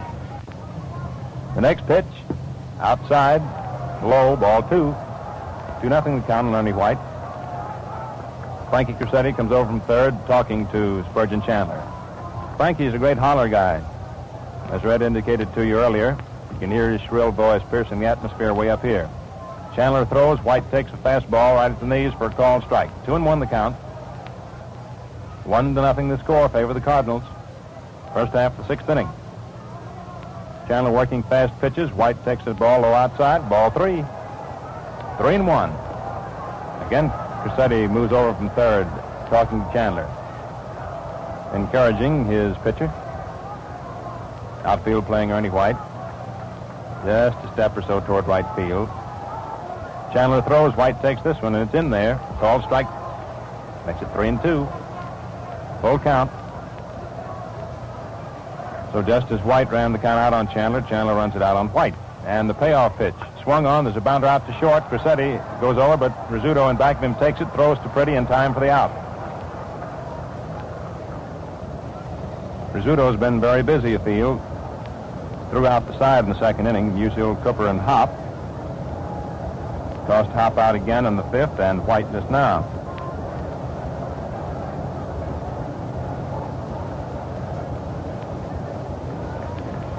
All told, Phil has had 7 chances. Coming up now is the Cardinal leadoff man, Jimmy Brown. Batting left-handed, the first pitch is swung on, fouled off to the right of the plate, strike 1. Brown, the switch hitter, he bats left-handed against right-handed pitching. And since the Yankees have presented nothing but right-handed pitchers, Brown, during the series thus far, has always batted left-handed. Brown bounced out to Chandler himself in the 1st inning and then grounded out to Joe Gordon in the 3rd. Jimmy's had 1 hit in the series thus far in 9 times at bat. Chandler taking his time, looks in, has the sign from Dickey. Into the windup, in comes the pitch to Jimmy. Brown takes a fastball high outside. Ball 1. 1-1 the count. Outfield playing Jimmy Brown just about straight away. In other words, guarding all sectors of the outfield equally. The 1-1 pitch. Over that outside corner. Sharp hook. Called strike 2. 1 ball, 2 strikes on Brown. Frank Crosetti's at third. Phil Rizzuto at short. Joe Gordon on second. Jerry Pretty at first. Chandler pitches. Brown takes the fastball outside for ball 2. 2-2 the count now. Pretty opened the game at third base. Buddy Hassett at first. Hassett injured his thumb on his left hand while up at the plate, attempting to bunt a ball. The ball hit the bat and the thumb at the same time, so he had to retire. Pretty shifted to first. Crosetti went in at third. Chandler throws. Brown swings, smacks one on the ground out to second. Gordon boots it, picks the ball up quickly, throws to Pretty in time for the out. So they're 2 away. The ball took a little short hop as it reached Gordon. He booted it. The ball dropped in front of him so that he had time to pick it up and make his throw over to Jerry Pretty to retire Jimmy Brown for the second out. Coming up now, the Cardinal captain, center fielder Terry Moore, who in his 2 appearances at the plate thus far has taken 3rd called strike on each occasion. Bats him right-handed. First pitch to him. His pitch is swung on. There's a drive to deep center. Joe DiMaggio trots back easily, gracefully, waiting for the ball, makes the catch for the out. And that's all for the Cardinals in the first half of the 6th. Out in order, no runs, no hits, no errors, nobody left on. Score remains 1-0. And that ends the first half of the 6th inning. Men who like brushless shaving cream get a mighty pleasant surprise when they try Gillette Brushless. And no wonder. This cream, containing peanut oil, makes shaving a lot quicker and easier. What's more, Gillette Brushless is absolutely greaseless. Can't clog razor or drains, and it rinses off in a flash. So if you're a brushless fan, it's a sure thing you'll prefer Gillette Brushless. Ask your dealer for a tube. Only 25 cents. Coming into the last half of the 6th inning, it'll be the top of the batting order for the Yankees. Phil Rizzuto, Frank Crosetti, and Roy Cullenbine. So far, the Yankees have been unable to get more than 3 hits off Ernie White. A bunt which Rizzuto beat out in the 1st inning. Solid base hit by Bill Dickey to right center in the 2nd. Another ringing single by Joe DiMaggio in the 4th. DiMaggio and Dickey, incidentally, are leading both clubs in total number of hits on the series thus far with 5 each. Up until today's game, the Yankees had reached Cardinal pitchers for 21 hits. St. Louis had obtained 13 off Yankee pitching. Here's Phil Rizzuto leading off. Last half of the 6th inning, Cardinals out in front 1-0. Yankee fans are beginning to bestir themselves a bit. Phil bats him right-handed. Ernie White into the windup. Overhand fastball, low inside, ball 1. Whitey Kurowski at third comes racing in on each pitch. With Rizzuto up there, in position to take a bunch, should Phil try to lay one down. Phil did lay one down and beat it out in the 1st inning. One of the greatest bunters in the major leagues today. White looks around his outfield, which is playing Rizzuto a little bit toward left. Starts into his windup. The next pitch to Phil is right through there for a called strike. George Barr calling balls and strikes. Yelled it out. We could hear him way up here. 1-1 the count on Rizzuto. White ready. Here's his pitch. It's a curve low inside.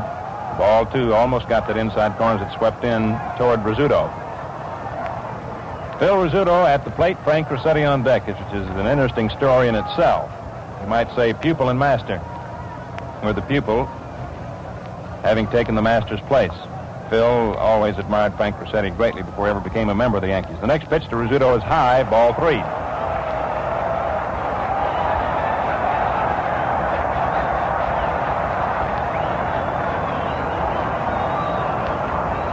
Crosetti was one of Phil's boyhood heroes, you might say. And when the time came for him to replace Crosetti, he said he just couldn't believe it. 3-1 the count on Phil. Ernie White ready. Here's the pitch. And it's in there for call strike 2. Better high pitch. So the count's run out on Phil. 3-2. Last half of the 6th inning, Cardinals out in front 1-0. And as the game progresses along towards its end, every pitch means a lot. Here it is. Rizzuto swings, pops it high in the air. Foul off the left of the plate. Walker Cooper under it near the Yankee dugout. Makes the catch for the out. 1 away for the Yankees last half of the 6th inning. And here's Frank Crosetti. Struck out in the 3rd in his only appearance at the plate. Buddy Hassett, whose place Crosetti took in the batting order, fouled out to Walker Cooper in the 1st inning. Hassett had to retire because of an injured thumb. Pretty, who was on 3rd, shifted to 1st. Crosetti went in to take Pretty's place at 3rd. Frank chokes that bat about 2 inches or more. Tough man to pitch to, crowds that dish. Here's the pitch. Swung on and missed. Strike 1. He cut hard. Ernie White's got a lot on that ball. Only won 7 games and lost 5 for the Cardinals this year, but he won 5 of his 7 in their great stretch drive. He's ready for the next offering to Crosetti. And it's over that inside corner for call strike 2. And so Ernie White stands ahead of Frankie Crosetti. No balls, 2 strikes, 1 out, nobody on. Last half of the 6th inning, Cardinals ahead 1-0. Roy Cullenbine's on deck. Cardinal infield is sort of pulled around over toward 3rd. Kurowski guarding that 3rd baseline. Ernie White ready, throws. Crosetti swings and fouls it back onto the screen. He's up there slashing away. Steps out of the batter's box now to regain his composure a bit. Walker Cooper takes his mitt off, goes down on his haunches, puts his mitt back on, ready to give the sign to Ernie White as soon as Ernie's ready. Cardinal left-hander went to the rosin bag. Now he's back up on the rubber.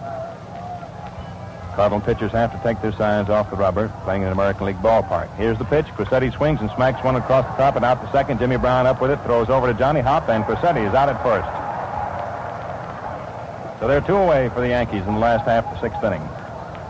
2 up and 2 down. And here's Roy Cullenbine, who took the 3rd called strike in the 1st inning and then fouled out to Johnny Hop in the 4th. Cullenbine's a switch hitter. He's batting right-handed against left-handed pitching. Outfield plays him toward left. Kurowski, deep 3rd, guarding the 3rd baseline. Marty Marion, normal short. Jimmy Brown, a deep 2nd, in position to move in back to the bag. Here's the first pitch to Cullenbine. Fastball under the arms, inside, ball 1. Johnny Hop is playing a very deep 1st and over toward the first base line, so the big hole in the infield would be between 1st and 2nd.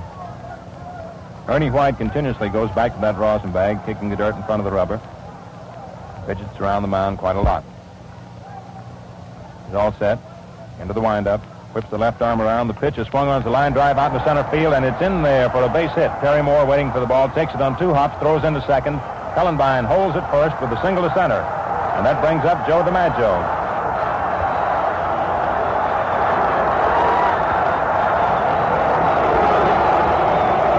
That was Roy Cullenbine's 3rd hit in the series.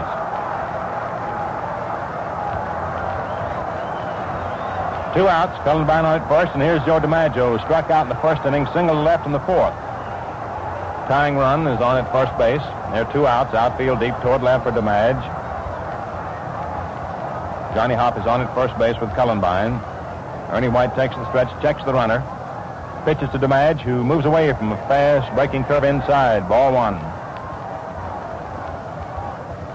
Borowski, a very deep third, not more than 3 feet away from that foul line. DiMaggio can pull him inside the line. Marty Maron and Shorts playing over toward third. Third baseman, shortstop, in other words, playing very close together, shortening the hole for DiMaggio to hit through. Hits a lot on that side of the infield. White ready, stretches, pitches. DiMaggio swings and drives one in deep left center. Musial going way backward, racing, and Terry Moore makes the catch in front of him as Stan Musial falls down. A great catch by Terry Moore.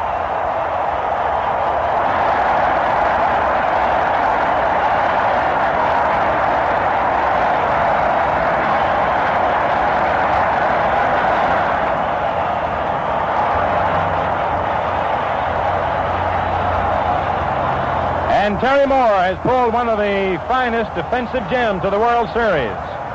Joe DiMaggio drove one into deep left center. Stan Musial, racing hard toward the flagpole, was all set to attempt the catch when suddenly, like a flash of lightning, Terry Moore raced right in front of him and grabbed it, and just at the same time Stan Musial was falling down. And so it was a brilliant catch by Terry Moore and stopped the Yankee threat in the last half of the 6th. No runs, 1 hit, no Cardinal errors, 1 left on for the Yankees, and the score at the end of 6 innings still 1-0 in favor of St. Louis, and that ends the 6th inning. Here's how you can help keep our fighting men supplied with war equipment.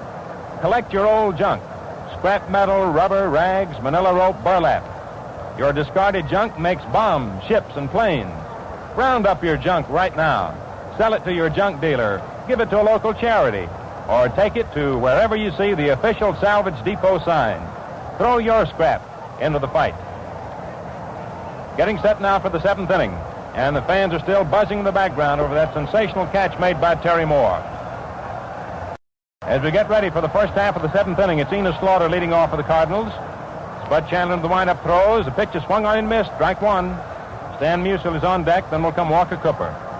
Slaughter struck out in the 1st inning and grounded out unassisted to Jerry Priddy in the 4th. Chandler all set for the next pitch to Slaughter. Here it is. The left-handed hitter swings and hits a looping fly ball foul over near the field boxes. Barry Crossetti's over and makes a nice catch while diving into the field boxes to the left of the Yankee dugout. 1 away for the Cardinals. From those looping fouls back of third, Crosetti raced over to the field box. It leaned slightly in, made the catch, and his momentum carried him halfway on into the field box. 1 down. Stan Musial, the next batter. Chandler throws the ball into Dickey. Umpire George Barr looks at it and lets it stay in the ball game. Cardinals 1 run, 2 hits. 1 error, 1 left on through the first 6 innings. The Yankees no runs, 4 hits, no errors, and 4 left on through the first 6 innings. Musial grounded out to Rizzuto in the 2nd. Next pitch to him is low, ball 1. Musial single to center in the 4th innings, had 1 out of 2. Ball 1.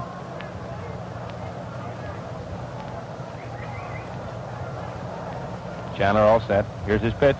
Musial swing, sends a hard bounder down to Priddy, who lets the ball bounce off his chest, picks it up, flips to Chandler just in time for the out. There's a hard smash down toward first. The ball hopped up and bounced off Priddy's chest, but he recovered in time to throw to Chandler, and Musial is out. Got to act fast with these Cardinals. Bunch of jackrabbits. They really can run. Remember, folks, Bill Corum will bring you his very interesting summary with highlights of today's game immediately at the finish of the game. So stay with us. We know you're going to enjoy it. Here's Walker Cooper up. Chandler's first pitch to the Cardinal catcher. Swung on and missed. Strike one. Swung so hard, lost his balance a bit, and sat down. 2 away. This has been a game of great pitching thus far. Chandler ready for the next one to Cooper. That's swung on. It's a drive out to left field. Keller's there waiting, and he takes it for the out. So the Cardinals go out very quickly in their half of the 7th inning. No runs, no hits, no errors, nobody left on. Coming into the last half of the 7th, all Yankee fans stand up and hear a roar coming over the vast enclosure of Yankee Stadium. You know, when Gillette engineers designed the sharpness comparator, they took the guesswork right out of razor blade manufacturing. This instrument actually measures sharpness with a beam of light. It enables technicians to adjust the stropping wheels with utmost precision and ensure edges of incomparable keenness. Therefore, you get shaving comfort and economy that positively cannot be matched. Coming into the last half of the 7th inning, Joe Gordon, Charlie Keller, and Bill Dickey will be coming up to face the slants of left-hander Ernie White. Walker Cooper, who just made the last out, is adjusting his catching paraphernalia, and so Ken O'Day, Cardinals' second-string catcher, is out there warming up Ernie White. O'Day, incidentally, is no stranger to World Series competition, having competed in a World Series with the Giants when he was a member of the Giants a few years back, and he had the pleasure of hitting a home run in a World Series. The other day, he came up in a pinch hitting role out in St. Louis and got himself a base hit. Ken is a New York State boy. A lot of his friends down from his hometown to watch him in action if he gets in, at least to watch his teammates play anyway. Cardinals are leading 1-0 in this third game of the 1942 World Series, which up until today stood even, 1 win apiece. Joe Gordon leading off, struck out in the second inning, which incidentally was the 6th time that he has struck out in the series. He flied to Stan Musial in the 4th. Ernie White into the windup. Here's the first pitch to Gordon. Swung on. There's a drive deep in the left field. Musial's backing up for it. He's getting under it, though, near the wall. Backing, and makes the catch at the edge of the barrier for the out. Another 2 or 3 feet, and it would have been in. Musial backed up against the wall about 10 feet to the left of the 402-foot sign and took Joe Gordon's towering drive for out number 1. That gave the fans quite a thrill. One of the hardest pokes of the game thus far, one of the deepest at any rate, longest. Little activity in the Cardinal bullpen. All we can see is the man catching. We can't see the pitcher, so we can't tell you who's warming up. The bullpen is in between the right center field bleachers and the left center field grandstand. Here's Charlie Keller up. The first pitch to him is a curve, but low, ball 1. Keller grounded out to Hop in the second inning, to Slaughter in the 4th. 1 down, nobody aboard. Keller the batter, Dickey on deck. Ernie White checking his sign with Walker Cooper. Outfield deep toward right for Keller. White swoops down low into his windup. Overhand fastball up high, ball 2. 2-0 to count on Charlie. Art Fletcher coaching back of third. Encouraging the hitters, he hollers up to the plate. Earl Combs is coaching back of first. Keller stands just a little bit ahead of White right now. 2 balls, no strikes, 1 out, nobody on. Last half of the 7th, Cardinals ahead 1-0. Here's White's pitch. Keller swings and sends a bounder down the first base line. It's foul, says Big Cal Hubbard. And so it's 2 balls, 1 strike on Charlie Keller. Cardinals whipped the ball around the infield. Ernie White was racing over to first to be in position to take a throw from Hop if that was necessary, had the ball been fair. So he has to walk back to the hill. Steps on. Keller just out of the batter's box, adjusting his cap. Now he steps in. Keller entertained the fans before game time by driving a few long ones into the stands. Here's the 2-1 pitch. Swung on. There's a drive going deep out in right field. Slaughter backing up for it. The ball is caught with a sensational one-handed catch.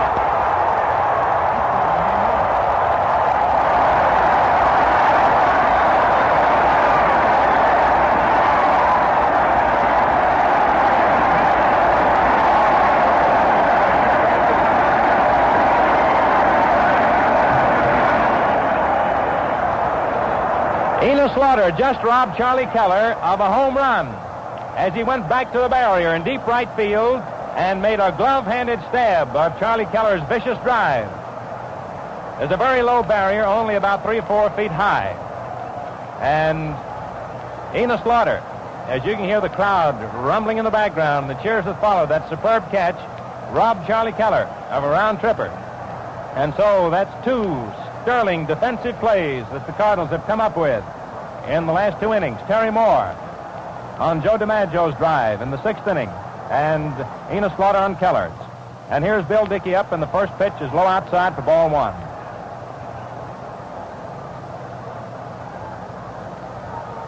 Bill Dickey singled to right center in the 2nd inning, grounded out to Jimmy Brown in the 5th. What a ball game this is. Terrific. Ernie White ready, throws. Dickey swings, sends a bounder out to short. Marion goes in back of the bag, picks it up, throws to Hop in time for the out. Listen to the hand for Enos Slaughter as he comes in to the Cardinal dugout.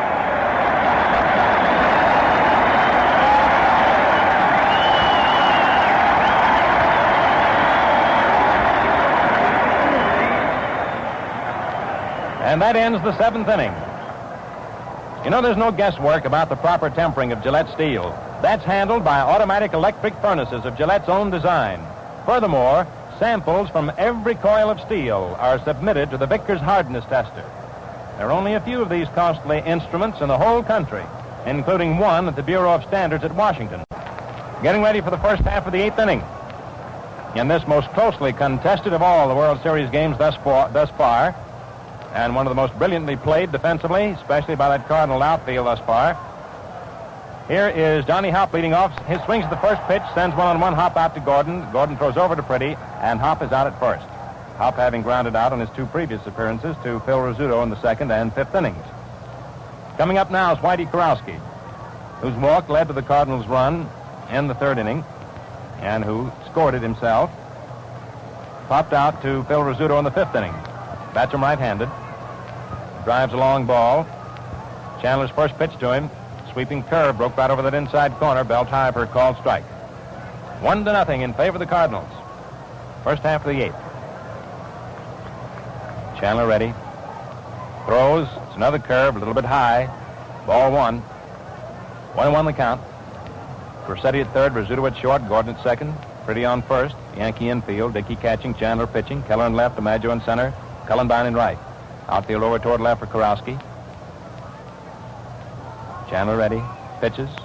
This one backs Kurowski away from the plate. Fastball inside. Ball 2. 2-1. Billy Southworth, Cardinal manager. Billy the Kid, coaching back of 3rd. Mike Gonzalez, he of good field, no-hit fame, coaching back of 1st.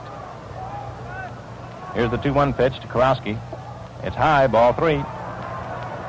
3-1. George Barr dusts off the plate. Chandler turns his back to the plate, looking around the outfield, kicking the dirt around the rubber. Frank Crosetti comes over from 3rd, shouting words of encouragement to Georgia Boy. Now he goes back to his 3rd base position. Chandler getting set for his 3-1 pitch to Kurowski. Kurowski digs in, set. Here it is. It's over there for a call, strike 2. Fastball, 3-2 the count now.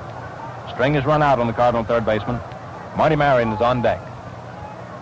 Crowd at the moment, settled back, quiet, easing up a little bit after having yelled as much as they could at Slaughter's great catch before. The next pitch is swung on, hit to past Crosetti as the ball took a bad hop and shot past him out of the left field. Holding it first is Kurowski as Keller fields the ball, quickly throws into 2nd. There was a smash on the ground to Crosetti's left. He went over to field it. And at the last second, the ball, instead of hopping up, laid low and skipped past him. And it scored as a base hit for Whitey Kurowski. A single to left. Stepping in now is lanky Marty Marion, Cardinal shortstop, who had an infield hit in the 3rd inning and grounded out to Crosetti in the 5th. Spurgeon Chandler takes a stretch, checks Kurowski leading off first. Here's the pitch to Marion. Outside, ball 1. That hit was Kurowski's 2nd of the series. Outfield playing Marion straight away. All sectors of the field equally being covered. 1 out. Kurowski on at first. There's a quick throw over to first, but Kurowski's back safely. Hit the dirt coming back in. Chandler sort of fell away from the mound as he threw that ball over. Pretty on the bag with Kurowski. Yankee infield. Short and 2nd in a couple of steps each. Time call as Marion steps out of the batter's box.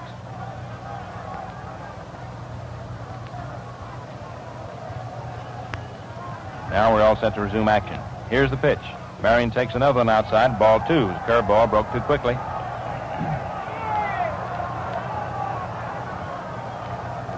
Now we have a little activity in the Yankee bullpen. Looks a little bit like Jim Turner. Just can see a bit of the back. Here's the pitch to Marion. It's low outside. Ball 3. Both bullpens are almost hidden from view, so it's difficult to see.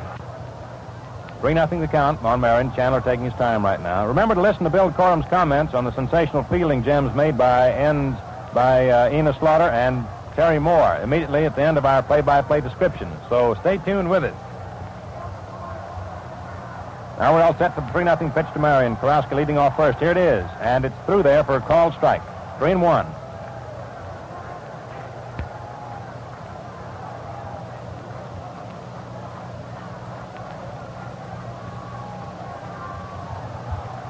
The count. Here it is. Pitch is swung on. It's a slow hopper out towards short. Rizzuto takes it quickly, throws to Gordon. Gordon over to Pretty. Not in time at first, but out at second is Whitey Karowski. As Marion forced him, Rizzuto to Gordon.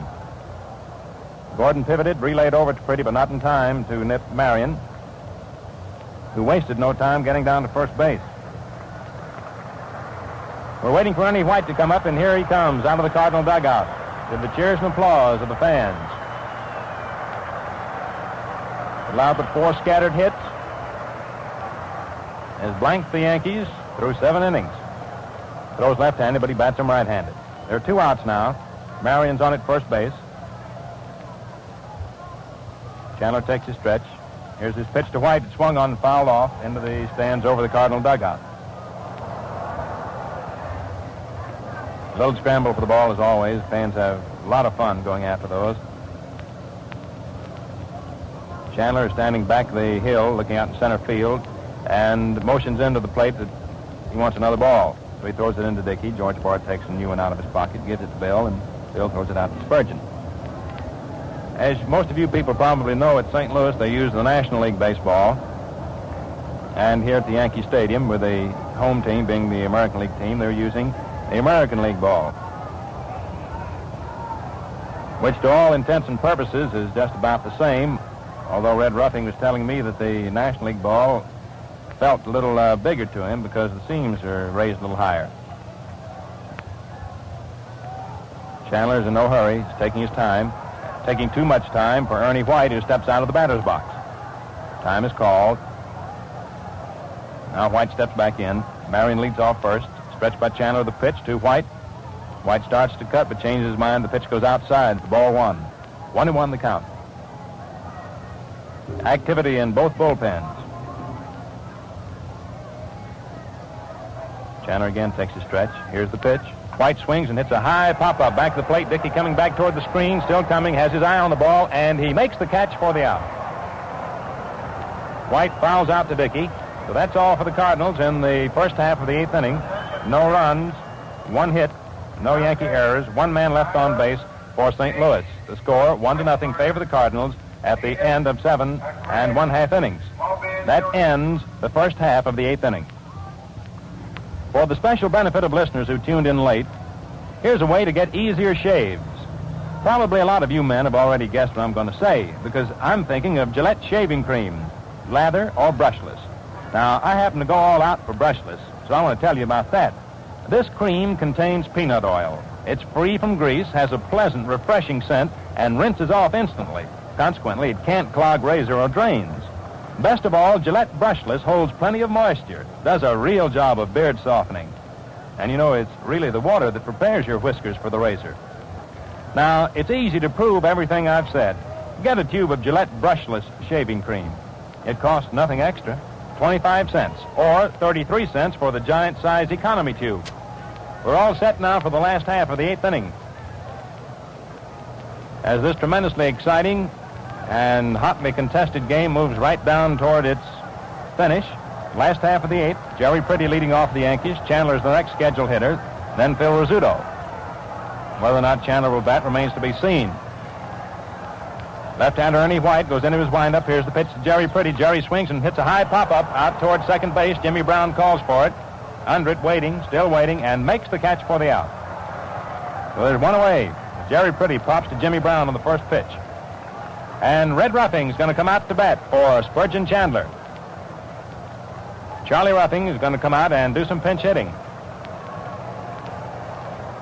It'll be his second appearance as a pinch hitter in the series. After having pitched the opening game of the World Series, he came back in the second game in the role of a pinch hitter. Here's the announcement coming over the loudspeaker. This makes the second time that Ruffing has come in as pinch hitter. His third appearance, in other words, in the series. This being the third game, Ruffing is the only pitcher, we might say, that has made an appearance in each one, although he's only made one appearance as a pitcher. The other two as pinch hitters. Ruffing had one hit and 5 times at bat in the first 2 games. Here's the first pitch to him. Sharp curve, breaks right through there for a called strike.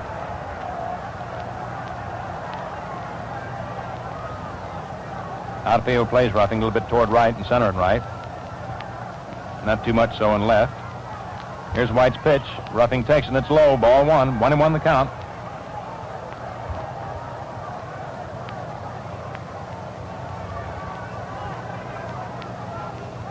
Ernie White repping up cover the ball.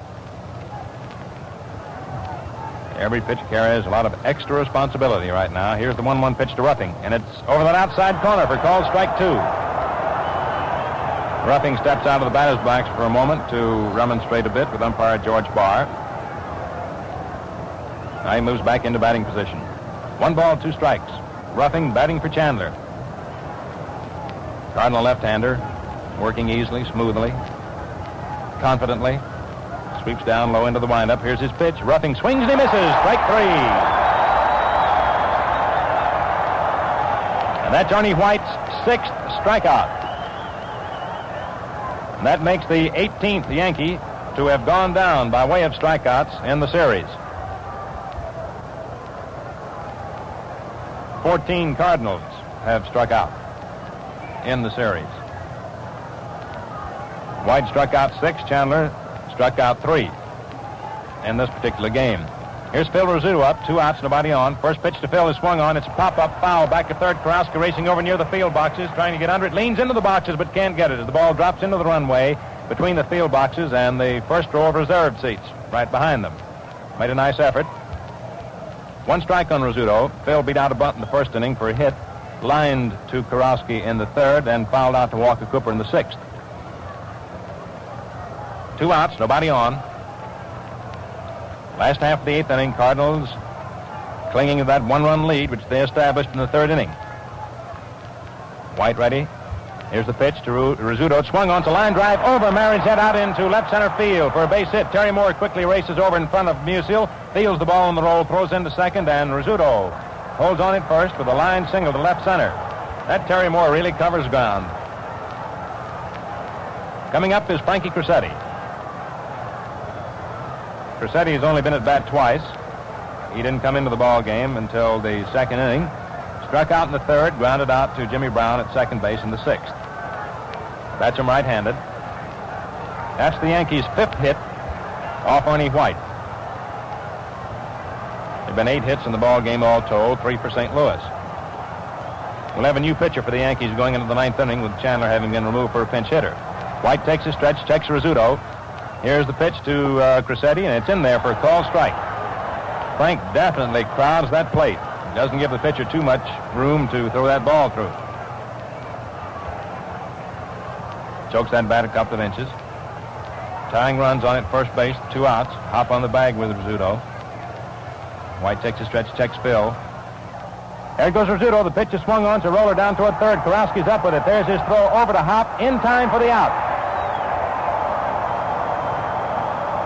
And so Ernie White once again gets by the Yankees without permitting a score. No runs, 1 hit, no Cardinal errors, and 1 man left on base with the end of 8 innings. 1-0. St. Louis, the Cardinals, 1 run, 3 hits, 1 error. 2 left on. The Yankees, no runs, 5 hits, no errors, and 5 men left on base. This third game of the 1942 World Series is coming to you direct from the Yankee Stadium in New York.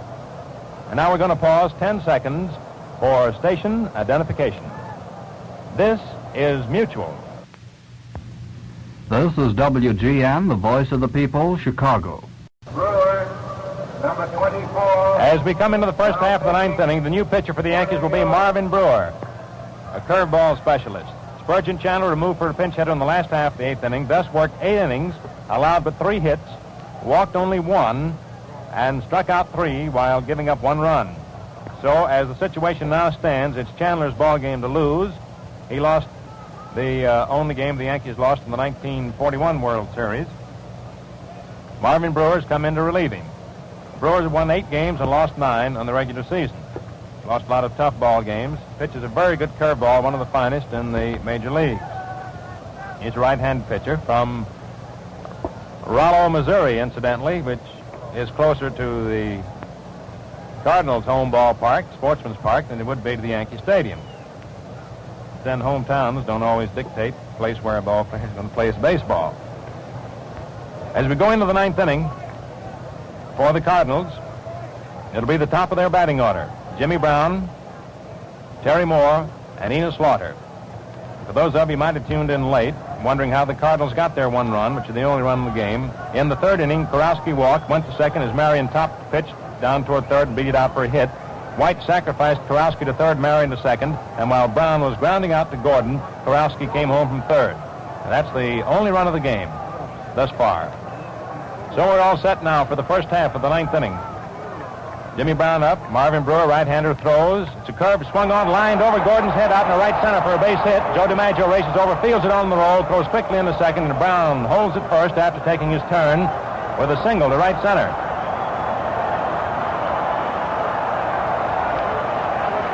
Coming up is Terry Moore. That's the Cardinals' 4th hit. Jimmy Brown didn't take a hard cut at that ball. He just seemed to lift it. Just seemed to lift it right over Gordon's head. Terry Moore up. Yankees watching for the bunt, stretched by Brewer. In comes the pitch. Moore shortens up, but doesn't bunt as the pitch goes high for ball 1. Moore took a third call strike in the first inning, again in the third. Fly to DiMaggio in the 6th. Frank Crosetti in close on the grass at third. Pretty on the bag at first with Jimmy Brown. Stretched by Brewer. Checks his runner. Here's the pitch. Moore shortens up, bunts, but fouls it off to the right of the plate, way back. Strike 1. 1-1 the count.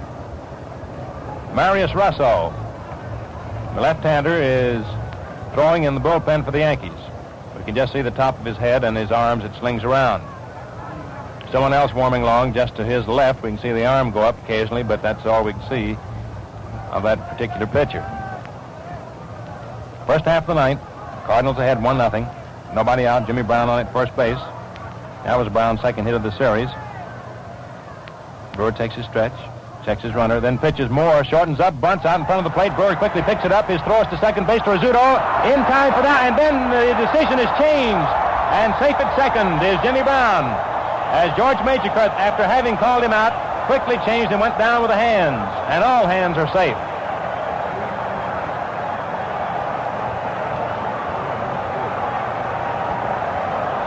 The big argument going on. Rizzuto, Pretty, Keller comes in from left field, Cullenbine from right. And they're all following Majorkirth as he walks out toward right center field. Rizzuto, Pretty, Keller, Gordon, Cullenbine are all arguing with George Majorkirth. And the argument is taking place in short right center field. Frank Crosetti walks over from third base. He's walking out toward the center of the argument. And now Keller leaves. He's going back out in the left field, and George Majorkirth stands with his back to everybody looking out toward the right center field bleachers. Pretty, Cullenbine, Gordon, Rizzuto, and Crosetti are all surrounding George, arguing with him. And now Bill Summers, American League umpire, over at third, starts walking out in that direction to see if he can do something about getting the boys to come back and play ball. The official scorer has scored the play this way. He has not given Terry Moore credit for sacrifice. but has charged Marvin Brewer with an error, a wild throw.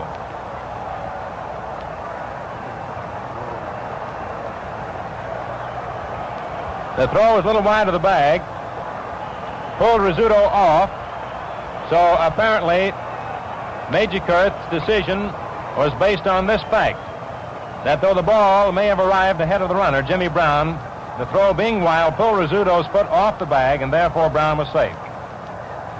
So it's an error for Marvin Brewer. All hands are safe. Brown's on second. Moore on at first base, not credited with the sacrifice. And coming up to the plate is Enos Slaughter. Bats him left-handed. Nobody out here in the first half of the ninth inning.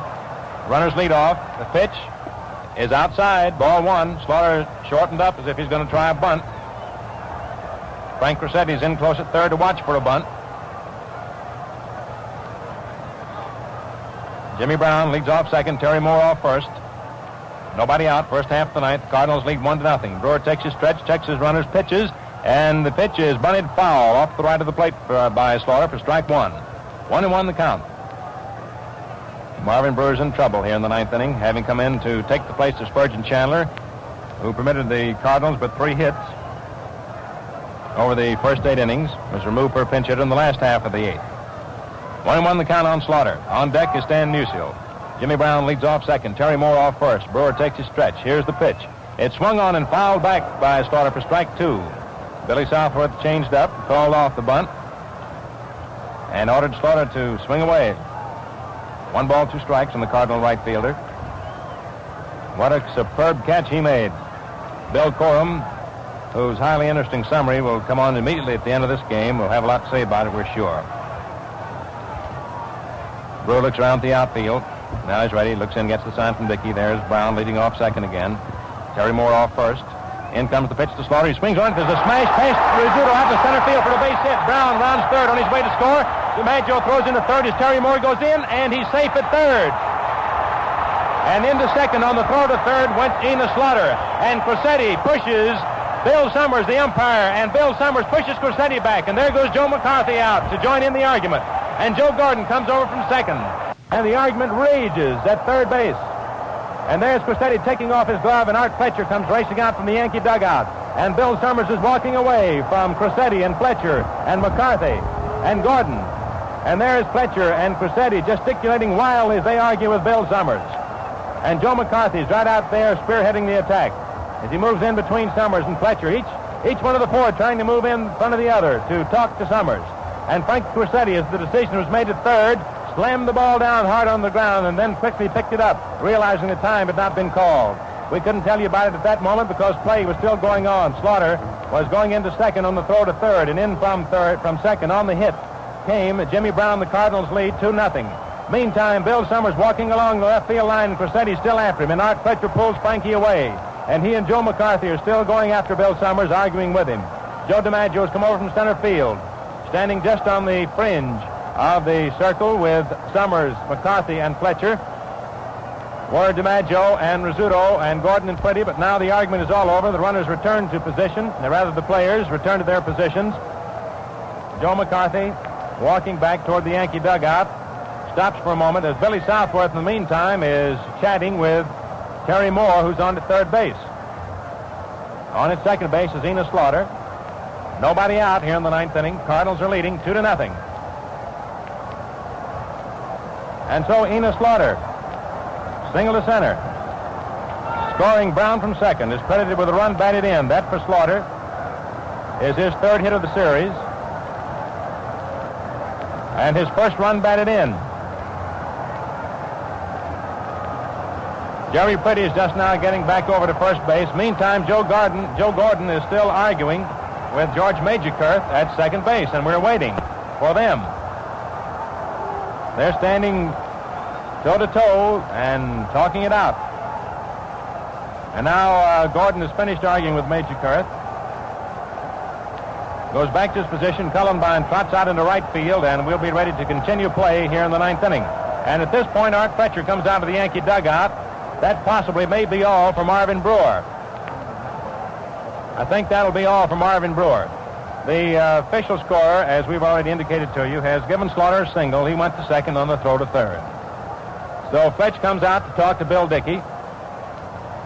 Pat O'Doherty, the Yankee bat boy, dashed out along the left field line to holler to Charlie Keller, for Keller in turn to holler to the Yankee bullpen for a new pitcher. And that is going to be all for Brewer. He comes off the mound, standing talking to Dickey between home plate and third base.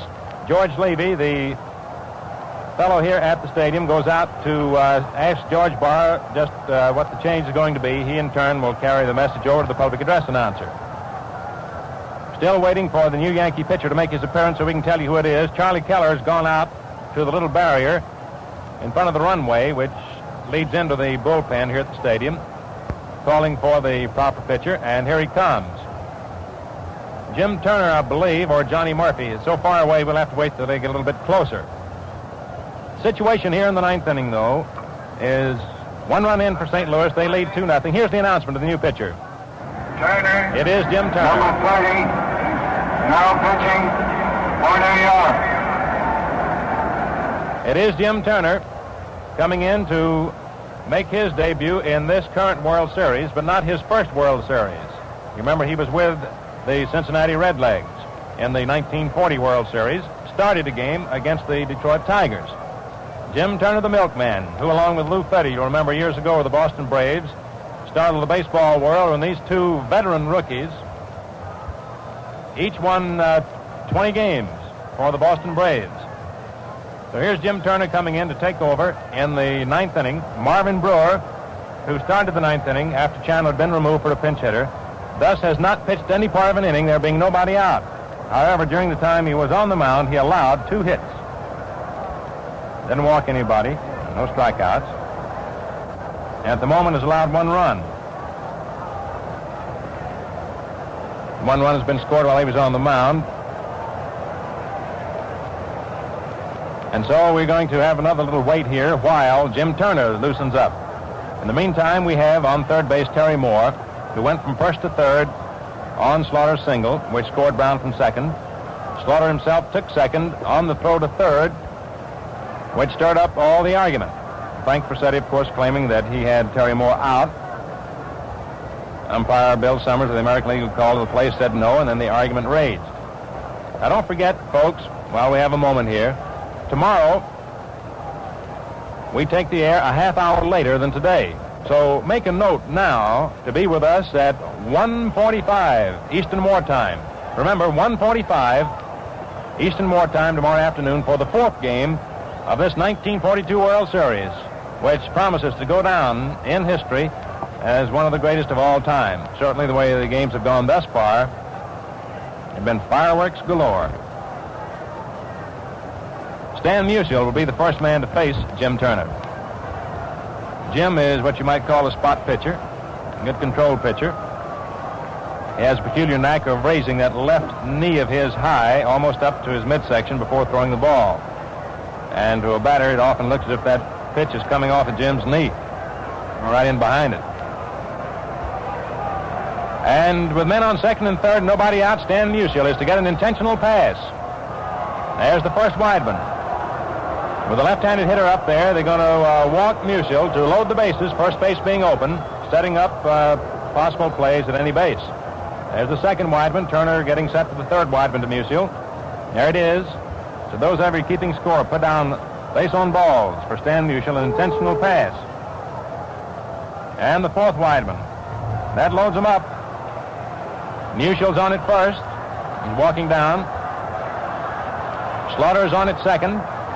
Terry Moore on it third.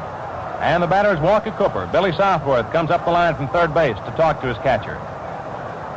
Whispers something in his ear, and then Billy the Kid trots back down to his third base coaching box. And Walker Cooper steps into hitting position.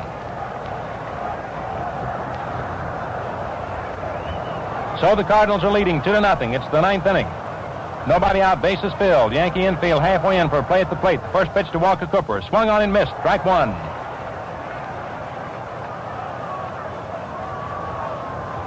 Terry Moore on third. Enos Slaughter on second. Stan Musial on first. Yankee infield, playing in for a play at the plate. Cooper bats him right-handed. Turner starts his windup. In comes the pitch to Cooper. It swung on and fouled off over the Cardinal dugout into the lower stands for strike 2. And it's a tense moment here in the 9th inning.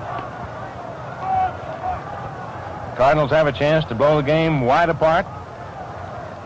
The Yankees trying to stop the threat from going any further if they possibly can. Cardinals leading by 2-0 at the moment, with 3 men on and nobody out. Just about one of the toughest spots for any pitcher in the series thus far.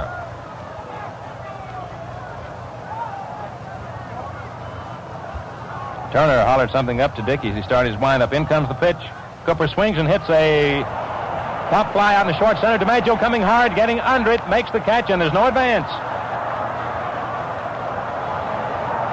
Cooper popped this one out into short center. DiMaggio had to come a long way to get under it. The infield was drawn in, remember. Billy Southworth, respecting the magic in Joe's right arm, refused to let Terry Moore even budge. So the bases remain loaded. 1 out. And the batter, Johnny Hopp. Cardinal first baseman grounded out for Rizzuto in the 2nd inning, did the same thing in the 5th, and then grounded out to Joe Gordon in the 8th. Jim Turner wants a new ball, throws it into Dickey. Barr looks it over. Perhaps Johnny Hopp asks Barr to look it over. George does, and the ball stays in the game. So Johnny Hopp moves into hitting position. Still have Terry Moore on at 3rd. Enos Slaughter on 2nd. Stan Musial on at 1st. 1 out.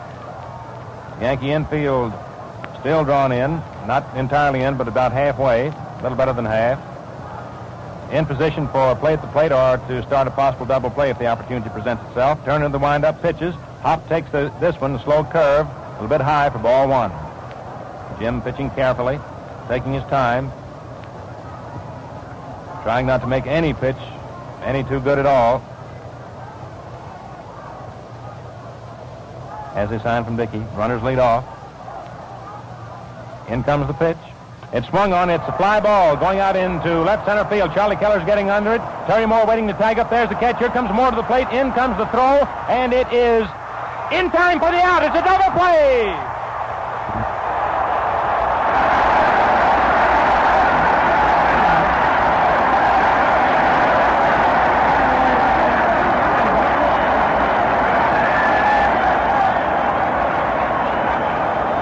And Terry Moore simply stood at the plate and looked at plate umpire George Barr. Dickey apparently tagged him out on the arm as he came across the plate. And so for the Cardinals in the 9th inning, only 1 run.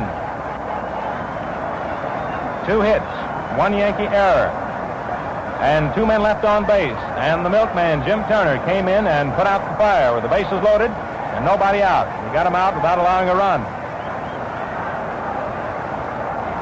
2-0 St. Louis as we get set for the last half of the 9th inning.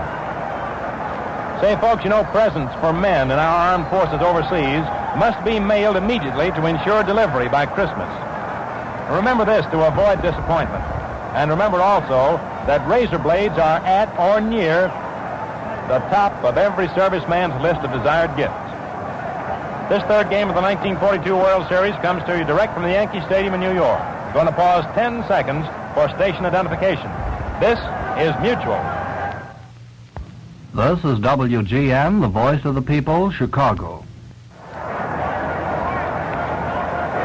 In order that your scoring might be complete and official, that run which the Cardinals got in the first half of the 9th inning was not earned. Here's Roy Cullenbine leading off for the Yankees as we come into the last half of the 9th inning with the Cardinals out in front 2-0. And Ernie White, who's breezed along, scattering 5 hits nicely, no more than 1 in any inning, steps onto the rubber to get his sign from Walker Cooper. Cullenbine single to center in the 6th for one of the Yankees' 5 hits. White into the windup. Here's the pitch. Cullenbine swings and drives the one into center field. Terry Moore coming hard and fast, and he makes the catch for the out.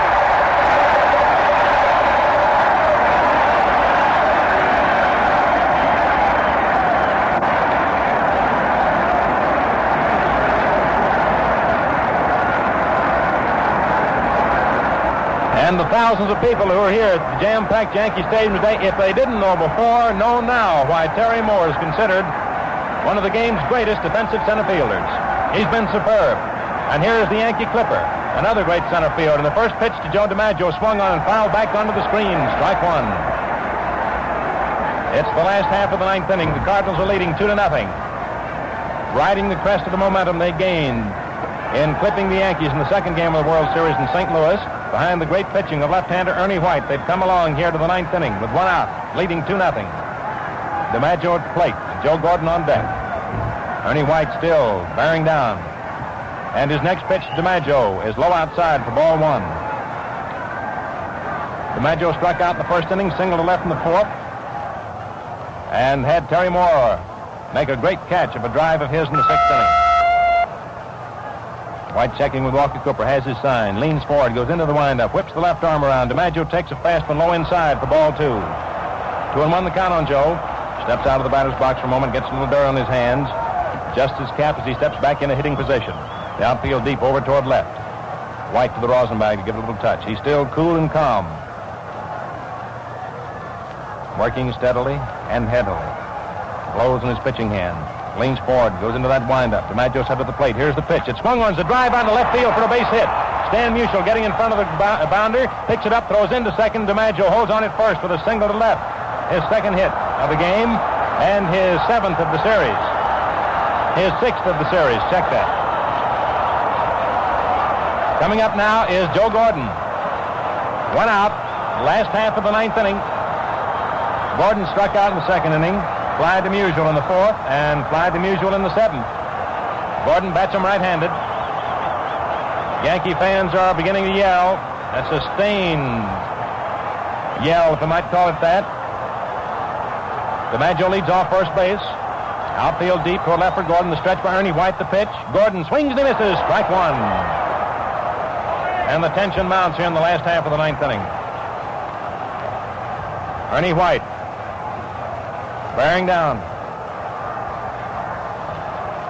He's allowed 6 hits. DiMaggio's belt being the sixth one off of him. Takes his stretch, checks Joe. In comes the pitch to Gordon. Gordon swings and hits a high fly ball out along the foul line. Back to third. Kurowski and Marion are there. Kurowski's under it, and Kurowski makes the catch as Marion, right in behind him, falls down. And DiMaggio scoots back to first, and there are 2 outs. And here's Charlie Keller. With Ernie White 1 out away from victory.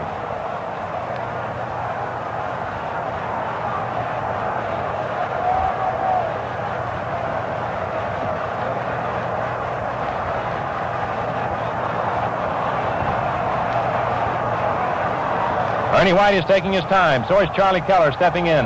It's the last half of the ninth inning. 2-0 Cardinals. 2 outs. Joe DiMaggio on first base. And Keller is up there. White takes his stretch. Here's a pitch to Keller. Keller swings, and there's the drive. Going deep. Back under it is Slaughter, and he's right against the wall and makes the catch for the out.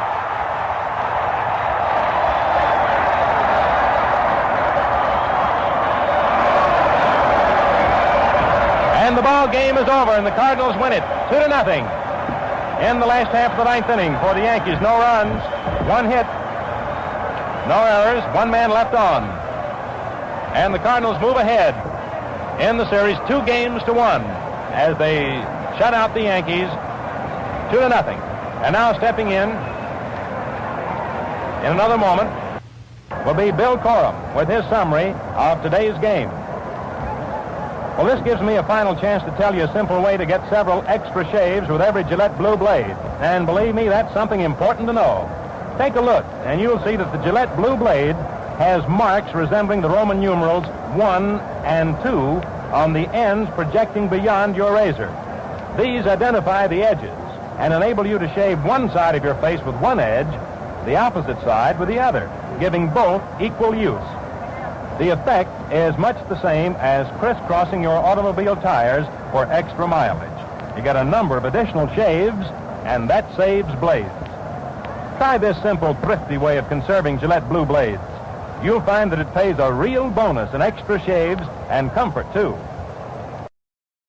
And now, ladies and gentlemen, here is brilliant sports columnist of the New York Journal-American, a member of Gillette's cavalcade of sports staff, a shrewd observer of baseball as well as all other sports, all set to give you his sage observations on this highly exciting and dramatic ball game. Bill Corum. I don't know how sage they'll be, Mel, but this seems to me to have been a ball game that was lost with an argument that was won. The Yankees won an argument in the second inning on a ball that Marion bunted where he was out at first base, sacrificing Kurowski down to second, and made him come back to bat. And the second time they tried to make the same play, Marion got a single when the throw just failed to beat him to first, and that came the run. In came the run as a result of that. That gave the Cardinals the victory because the second run was not earned, and that was all that Ernie White needed to win this ball game. Here's a fellow from a little town down called Pecolet Mills, South Carolina.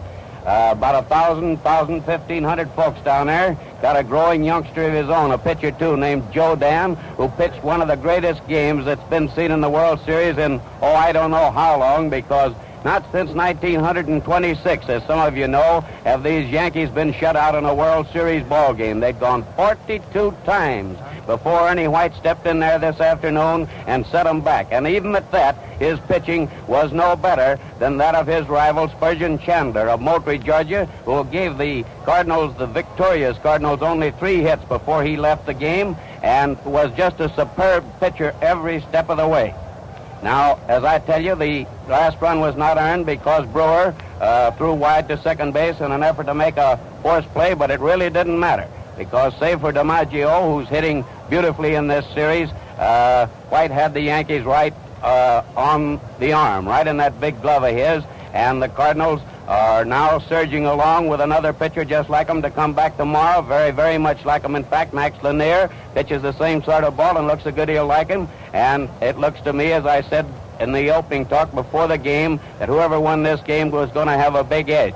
Of course, you can't hold these Yankees forever, and certainly you're not going to shut them out very many times. They proved that by going 42 without anybody shutting them out. But today, White was a master. No greater master than Chandler, I keep repeating, but to the victor belongs the spoils, and he won the ball game. And little Jimmy Brown out there, you could hear him above the hum of the crowd, a silent crowd, incidentally, a tremendously big one, every seat packed in this great 3-tiered stadium, but a very quiet crowd right down to the finish when the ball game really was played again. In that long 9th inning, you could hear little Jimmy Brown calling to White, "Come on, Ernie, come on, boy," with that piping voice of his, and White did come out. Whereas Beasley had missed the opportunity for the shutout, and whereas old Grandpa Ruffing had missed his opportunity for a no-hit game, this fella came through. And I want to tell you a little bit about some outfielding. Coming back on the train from St. Louis, some of the boys said, well, I don't know whether that Cardinal outfield can play in the big Yankee Stadium.